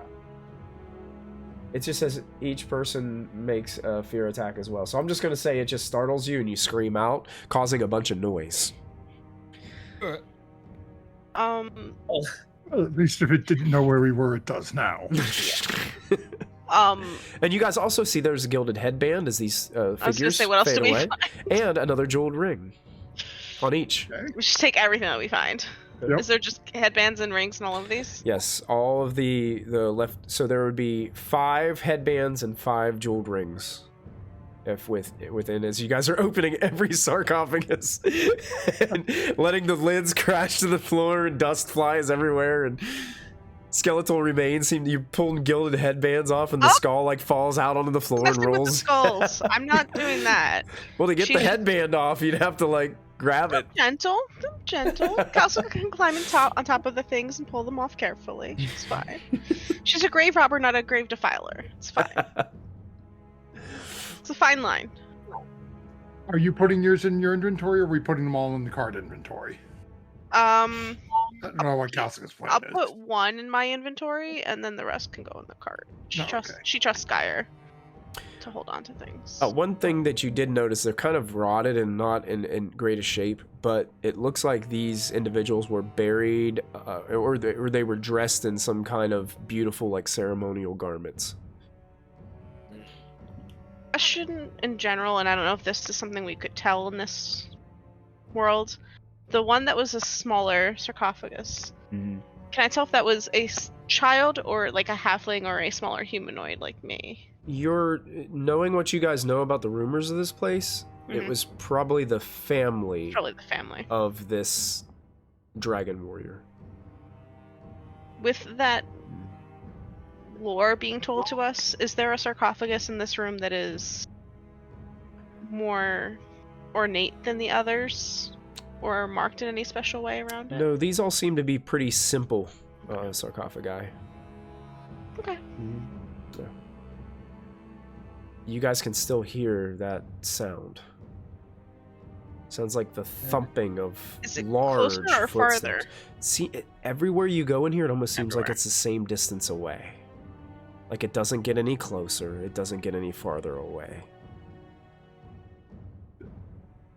What's up around that corner up ahead? Only one way to find out, old man. Connery looking away up there. Reckless. Actually, Hey. yeah. Connery As starts. they start walking away, Geyer is going to quickly, as he's moving up, Mhm. grab a couple of skulls from the sarcophagus and just tuck them into his pack. Okay. You got And then sort of charge up to catch up. it. Okay. Real big fan of Hamlet. Connery, as you go, you see a portcullis in front of you, and it appears like it's leading to the same room that you guys saw before. But immediately upon getting close to the portcullis, there's a part of the floor like falls out from underneath you as you step on that immediate space that you're at, and you fall through a trapdoor. I need you to make an evade roll for me. See if you can catch the ledge. Oh, you catch it. So, who's Belthus right behind Connery? You see him he's walking up, leading the way with this light amulet, and then all of a sudden just, and goes to fall. The light just starts to fall. He reaches up and grabs part of the portcullis and grabs a part of like your leg, and is like dangling there and is able to fall, avoid falling. You look down below and you can see there's like sharp wooden stakes like sticking up below that he would have fallen upon if he wasn't able to catch himself. I look Nice up catch. at Beltis, kind of like Simba would look up the Scar, brother. I'll grab him by the arms, try to hoist him back up. Okay. Yeah, you pull him back up. It seems like there's that 2-meter spot where there's like this smaller trap door that seems to just open up, and it's open now and just revealing this pit. And you guys looking at it, you're like, well, it makes sense. You know, they built this place and they're trying to prevent people from coming in here and robbing the place. So it makes sense that there would be some kind of defense mechanisms or traps within. Is there enough like leeway around this pit for Calcica to try to pick the lock? Yes. All right, I'd like to stand against the wall and make way for the pro. She will scooch up and share the space with Connery as best she can and try to pick this lock. Hopefully it's not as rusted as the other one. Unfortunately, as you look at it, it's about in the same condition. I have all these cool things, and just because of like science or whatever, I can't do anything. Geyer is staring at Numeral's face to see whether or not she's going to go all black-eyed Yeah, again. was there more black-eyedness? She's still like breathing a little bit heavy, but you don't see any black-eyedness. Yeah. That little bit of floating you did takes that much out of you. It wasn't the floating, it was the nature of the vision. I didn't choose that vision, it just happened. Right, but what triggers these visions? Because if it's doors, we are in for quite a few visions. It's not doors. This has been happening since before I left my people. It's why I left. Otherwise, we could just open and close the door over and over and see what you come up with. Not because of My doors. concern is we now have an elf that can't control her magic. I think it's okay for now, Mr. Geyer. I don't think she's really had that many in a row, so I think it'll be okay. Kauska wants to look up at the hinges of this portcullis, like everything that she can see. She's like inspecting every inch of it, because at this point she's like, if I can't pick it, and I'm gonna assume like any which way we go, we're gonna run into the same problem. Is there a way to like break this thing in? If this is so rusted, is there damage anywhere on it that we could kind of like battering ram Belthus through? It does look like it could be broken with a significant amount of impact. Possible a creative way to use of a spell that might be able to do damage to it could break it. You do see that it's possible that if a key does exist for this, a key might still be able to work, but it would be a big might, because if the key might break inside, you just don't know. As Geyer sees Kauska sort of checking this out, Geyer's going to call out, but what about using these spears to sort of I was just thinking about that. leverage it? If we prop the spears in a specific way near like the most damaged rusted spaces, and then like jam it. So, Henry, being young and hasty, has already started heading back to the other tunnel But when he notices that they're starting to inspect it, he kind of gets the idea. He's like, what if we get the Warhammer inside of the locked room, come back outside the locked room, and then break the... Huh? If we could do that, we wouldn't need to break the door, Connery. Because we'd have what we want. Yeah. She goes over and gives him a scratch on the... Do we want to try to break it, or do we want to try another way around? Perhaps if we go back to the first door we were at, where there isn't a trap door, we can try... Well, my thought wasn't so much breaking it, but using it as a lever. So sort of wedging it at the bottom, perhaps have Connery lay on the ground, and then have Belfast pull down and use Connery as the fulcrum. We could use one of the sarcophagus as a fulcrum. Then we'd have to drag the sarcophagus. Why am I the one laying on the ground? It's because I resemble a rug. I have to lay on the ground. No, it's because your back is in better condition than mine. I was gonna say it's a strength thing more than anything. I think. Geyer and Connery, you're gonna be the first people to notice this. Those sounds that you heard before, in this instance, for the first time that you've been here, it sounds like that dragging noise and that clinking of chainmail and that ominous stepping noises sound like they're getting closer. Guy's gonna jump into the sarcophagus and lay down. You guys watch Geyer just dives into one of the sarcophagus. Kalska goes in the one where the kid goes. Alright. Kalska jumps in Make sure too. my sword's out. Okay. Wait, how many sarcophagus were there? There were 7 of them total. Right, yep. We're jumping in. Let's Scooby-Doo this thing. Scooby-Doo?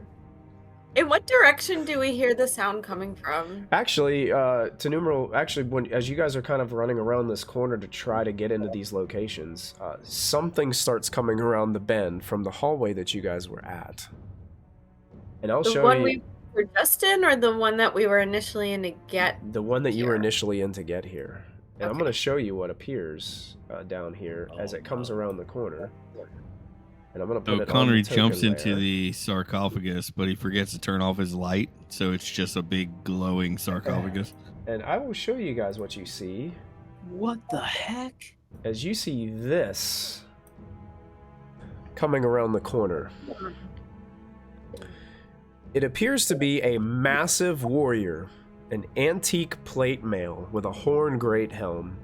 An open visor reveals a grim skeletal face with empty eye sockets that seem to glow with a blue ominous sensation.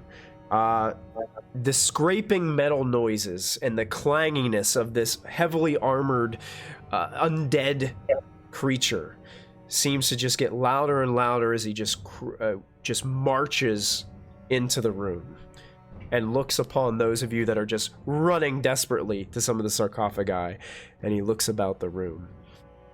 And I am going to add turn orders to everybody. And we're going to roll initiative. Because he doesn't look like he's happy that you are here. Were any of us successful in hiding?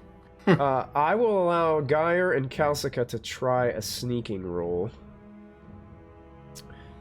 But the rest of you, I would say, probably didn't get around in time to make that roll. I'm good. To be honest, it looks like Tenumeral isn't even in line of sight, so I don't think he notices.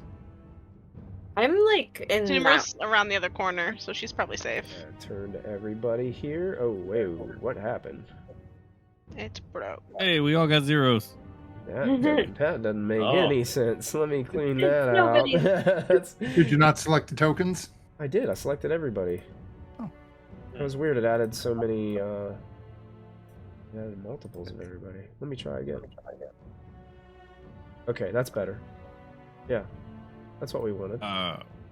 So the creature has a ferocity of 2, meaning that it will have 2 initiative cards. And I'm going to go ahead and select everybody again. And I'm going to go to initiative. And I'm going to hit deal. And I'm going to say draw cards to turn order items. I'm getting errors again. Let's try it again. Deal. There. Hey, there it goes. Now it worked. Sweet. Nice. So I needed to go ascending order, not descending. Cool. I'm gonna change the music for you guys, because this is too slow for this. For the record, I succeeded very well on my hiding. Okay. As one is a dragon, right? I always flip them. One is a dragon, yeah. Yep, it's a dragon on mine. Oh, so okay, perfect. So the way I'm going to rule this is he kind of doesn't know that you guys are there. So if you kind of like pop out to do something, or I'll give you like a boon on your roll. Okay. Okay. The volume up on Roll20. I just realized I can't hear anything. Oh wait, never mind. I've got it down kind of low anyway, so it's not like I had overpowering the it stream. muted in my tab on accident somehow. I Okay. fixed it. I was like, oh, I haven't heard music this whole time. Yeah, I try to keep it a little lower so it's not blowing everybody out. Yeah, no, I fixed it. Thanks. Belfus, you're running around with your sword already unsheathed, and you see this creature ahead of you wielding a massive armor, wielding a morning star, as it's kind of almost like dragging it behind it. Mm-hmm. Well, only one thing I can do. Seeing that this thing seems to have murderous intent and that we're in trouble, I'm going to use my movement to go 2, 4, 6, 8, and try to, occupy some of the hallway there to make it harder for this thing to come in and cause trouble. Okay. As I will kind of give it a little salute, assuming this thing, judging by the way it's armored, that it, and I'll give it a... And then I will swing. Alright. Using his action to attack. Yep. This is with a sword. That would hit. That does hit, yeah, so you can roll up your damage.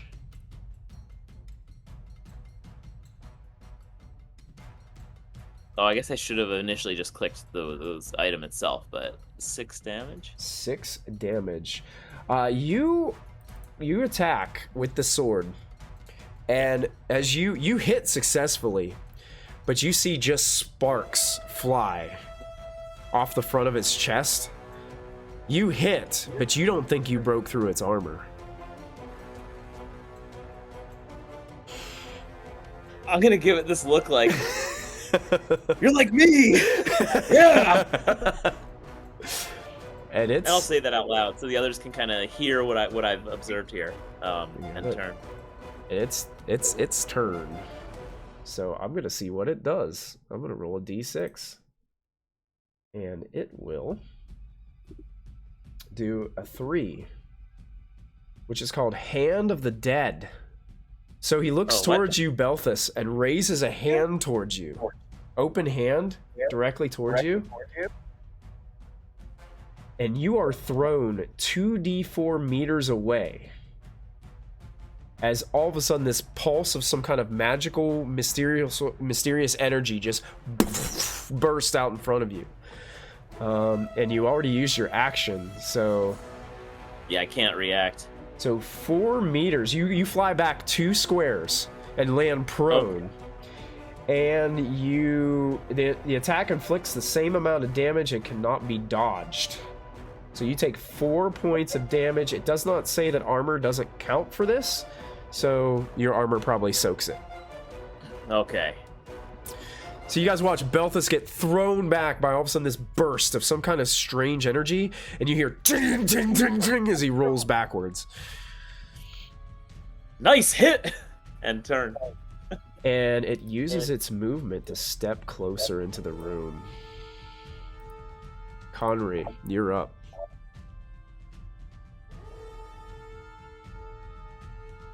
I can't hear you if you're speaking to us for some reason.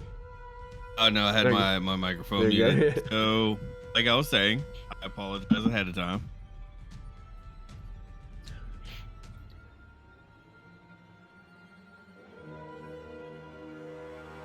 Protector.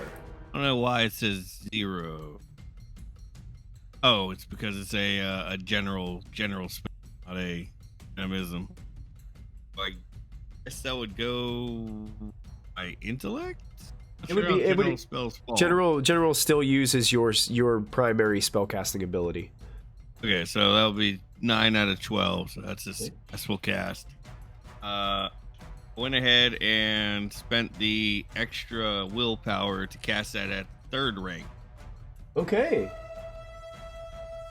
So That is is that for Belthus. Belthus? Okay, Belthus, you've been protected with a protector spell.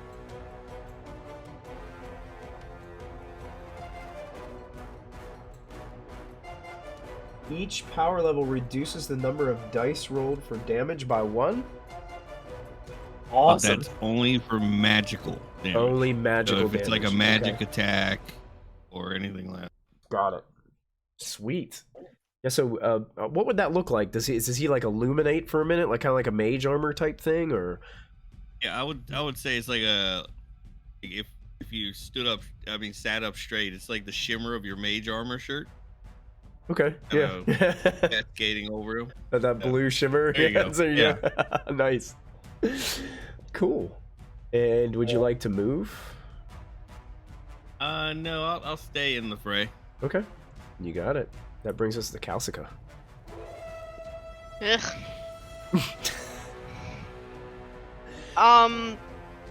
Calcica, hearing Belthus go, "Oh, you're like me," is very uncertain about what she can do while hiding in a sarcophagus and trying not to die. But she's also, in some ways, a little young and reckless. And she did grab a goblin short bow off the ground earlier. Mm-hmm. So she's going to just sit up and try to shoot. Okay, I'm gonna grant you a boon on this attack because you were successful with your hide. Okay. Thank God. Because one of them was a demon. Oh gosh. The other was a 7, which is under my bow's Okay. ability. Good, you successfully hit. You can roll your damage for that. And the short bow is a D10. And it's a 10. A 10 on a D10, so you find a weak spot in the armor of this creature. And you drive an arrow kind of like into the neck region. It almost seems to be, it just sticks in. Mm-hmm. Doesn't even like turn its head to look towards you. Crap. Calcica gets out of the sarcophagus she was in, because now she's like blown her cover. And she's gonna run just away. Not towards, she almost runs towards Numero, but she doesn't want to blow her cover. So she just runs to the other corner, ducking behind whatever debris is back there. Okay. That's my turn. All right. The white is up again. We'll roll a d6 and see what he does. This time it's a 2. What is a 2? Dreadful gaze. Stares directly into a player character's white's horrible eyes. A wheezing sound is heard from the creature's throat. I'm gonna say he looks towards Conry. The victim becomes scared and suffers a fear attack and gets a bane on their will roll. Can I cast Magical Shield? Ooh, it pasted really weird. I don't know if anyone wants to press the button. Shield. If the result is 0 or less, your opponent's spell has no effect at all. Magical attacks from monsters.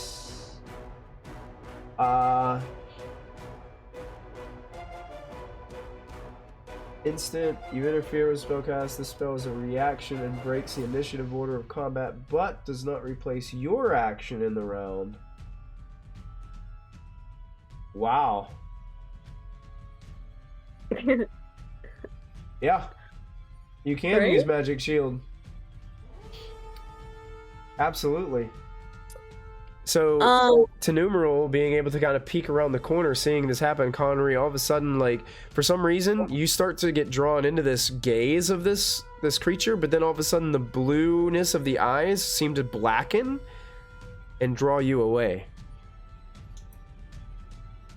So you just have to spend the willpower points on that spell, I believe. Is that or was Magic Shield like an actual spell that you have to cast? Yeah, it's a spell. So I think you do have to roll to succeed then, right? Oh yeah, you're right. Yeah, so you'd have to I've roll. been doing that for everything else I've been doing this session. You've been doing most of the magic tricks, so they automatically succeed. But this is a spell, so you'll have to try to roll to succeed on this one. So we'll see. Oh, my number's 13. 13, so I mean, so it succeeds. You save Connery from having to do all that. And right. then So yep. Oh yeah, I you can peek describe around it. the corner and let's see, hold out my hand, and just out of it comes a magical shield that kind of comes in front of Connery and Breaks the effect up. separates that gaze. Yeah. And it immediately goes to your turn. Because Oh, it doesn't use your action to do that. It says in the spell description. Oh, that's pretty awesome. So that uses 2 willpower. So let me make sure I deduct that. Mhm. Okay.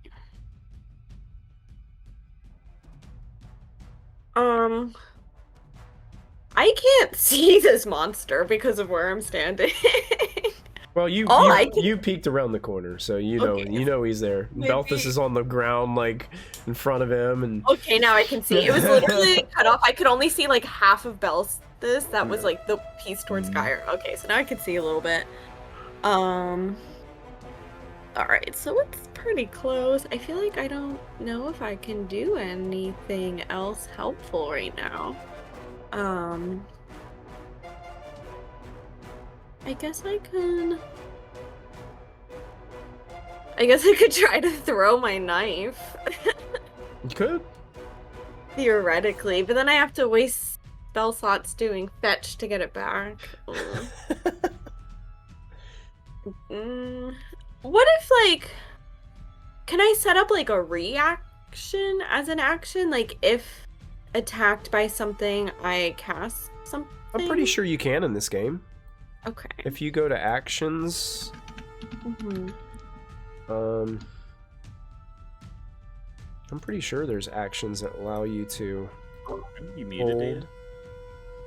I was muted. The other option in this game is wait, where you trade a initiative card with somebody Yeah, else. you can. that Yeah, you has can not trade taken a initiative turn. cards who has not taken a turn yet. So, like, for instance, right now, you could switch initiatives with Gyre and let Gyre go, and then you could go afterwards, seeing if the result would change. I guess I'll just set up where if like I'm being attacked. I mean, would I roll for evade anyway, or can I just set up I would like evade? You can, yeah, you'll be able to dodge attacks if you keep your action. Yes, if it approached you and tried to attack you, it's possible to evade. Yeah. Okay, so then I'll do that. Okay, sure. Gyre, you're up. You're hidden in a sarcophagus. You've heard your metal tin man friend get thrown across the room. Yep.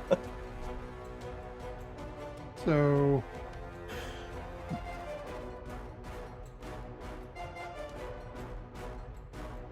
I don't even know what this guy's wielding yet because I've been keeping myself hidden. Yeah, if you're hiding and you're trying to stay hidden, you probably can't see it. You can only hear it. Okay.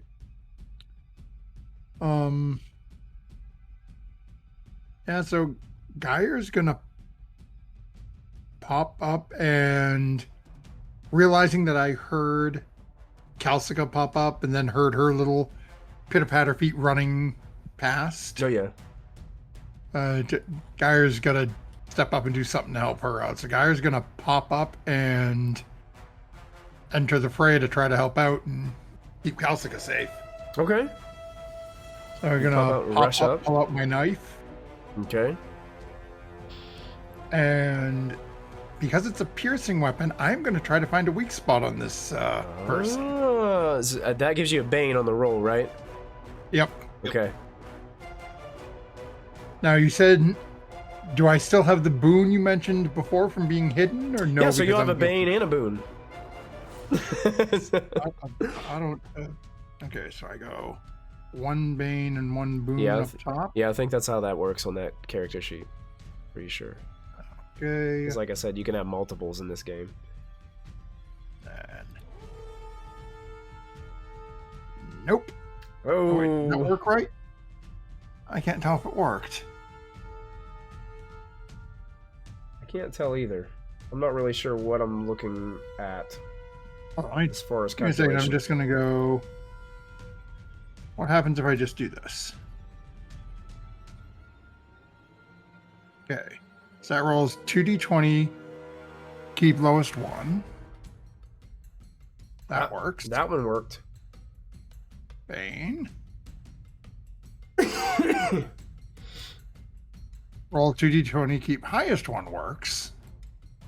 But when you put both on, it doesn't. It just does a straight roll, it looks like. Probably because it's just Maybe it canceling them cancels out. it out. I bet you it's just canceling them out. Yeah. That's probably what happens. Okay. So yeah, That was a 19, so yeah, nope. you tried, but it just your knife just it moves the last minute. Your knife just glances off this heavy armor. You can see this massive gash in its chest where Belthus carved through. It's wearing some pretty heavy plate mail. So I was there, so that's 2, 4, 6, 8, 10.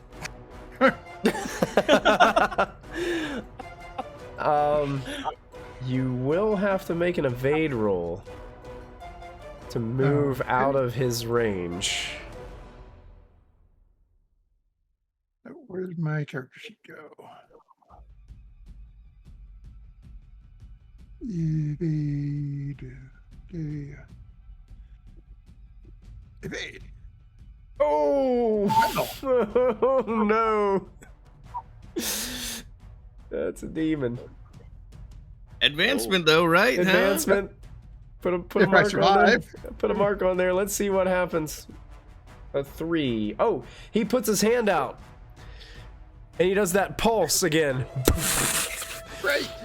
So 2d4. You go flying 2 meters. You get pushed to where you were trying to go. And you fall prone there. You do take the 2 points of damage. They can be soaked by armor if you're wearing some armor. Yep, I got my leather armor. And you roll across the floor here and are prone. Nope, not 0. And we are going to a new round. So, Michael, real quick. Yeah. I do not think there is a ready action because everything is based on the round. So, Okay. even when the round resets, he still gets her action back to dodge. So, Right, okay. It helps out if you're the first person, you can take that dodge action, but if you're last, doesn't matter. Right. So, Geyer, you're actually first to go in the second round. As you got tossed back here, you're laying prone, but you're behind the creature, and the creature looks like it just nonchalantly put out its hand. It's not even looking towards you. It's looking more towards Belthus and Conry right now. Hey. Oh. Now I'm pissed off. So I'm going to stand my ass back up. Okay. reduck. I'm going to step forward. Duck. And I am going to forget my dang thing. So Did not I'm going realize to what you use could see on my the screen. ill-tempered ability Oh. to give myself a boon on my next action. Okay. And I am again going to try to find a weak spot on this SOB's armor. All right. Again, it's going to be a straight roll Yeah, as just I make- try to Yep, make a straight roll. stab the SOB again.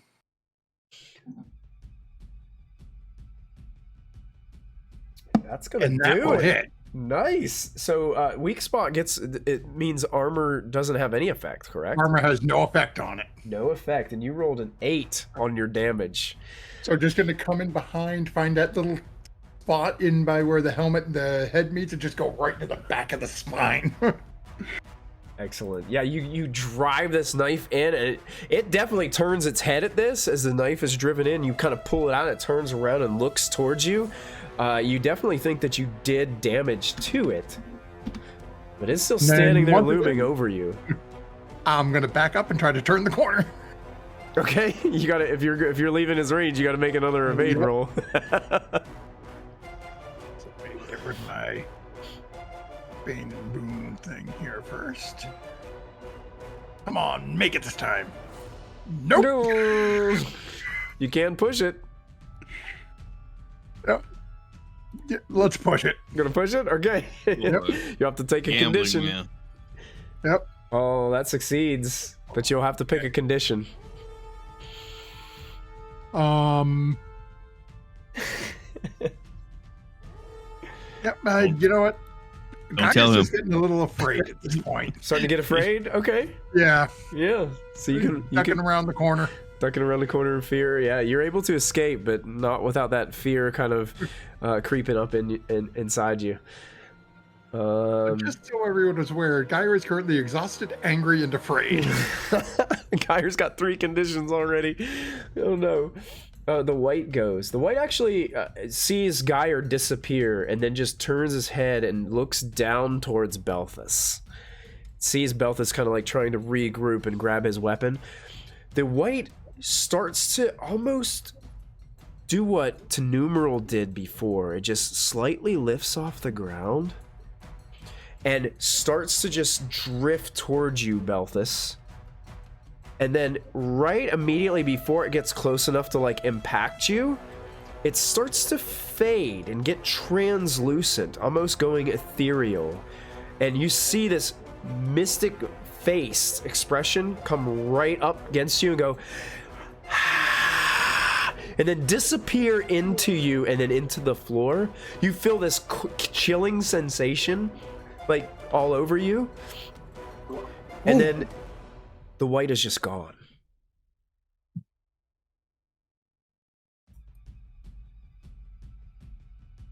Definition to whiteout.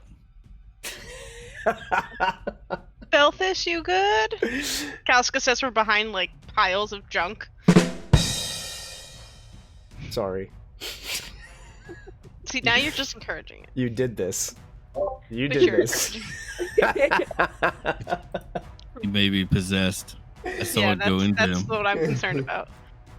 I'm pretty sure I felt it pass through me. It was cold though. Bitter cold. That's what a possessed person would say. Well, gotta fight. No, kidding. You guys are out of initiative order right now. Geyer's gonna pop around the corner. Say, I know how to check. Go into my pouch, pull out one of the skulls, and just pelt one of the skulls at Belthus. Yeah, it just kind of like breaks to dust upon his armor. Numeral would peer around the corner and start coming towards him now that the white is gone.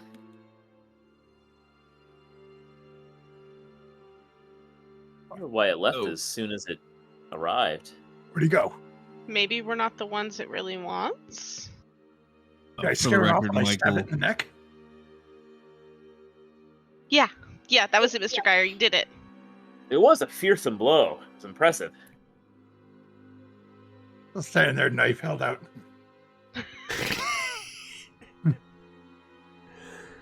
Do we hear the scraping sounds again or anything? As you stand there quietly, all putting an ear to the winds, you can hear that faint sound of clinking chainmail, stomping feet. And that's where we're going to end tonight's episode of Dragonbane, Secret of the Dragon Emperor.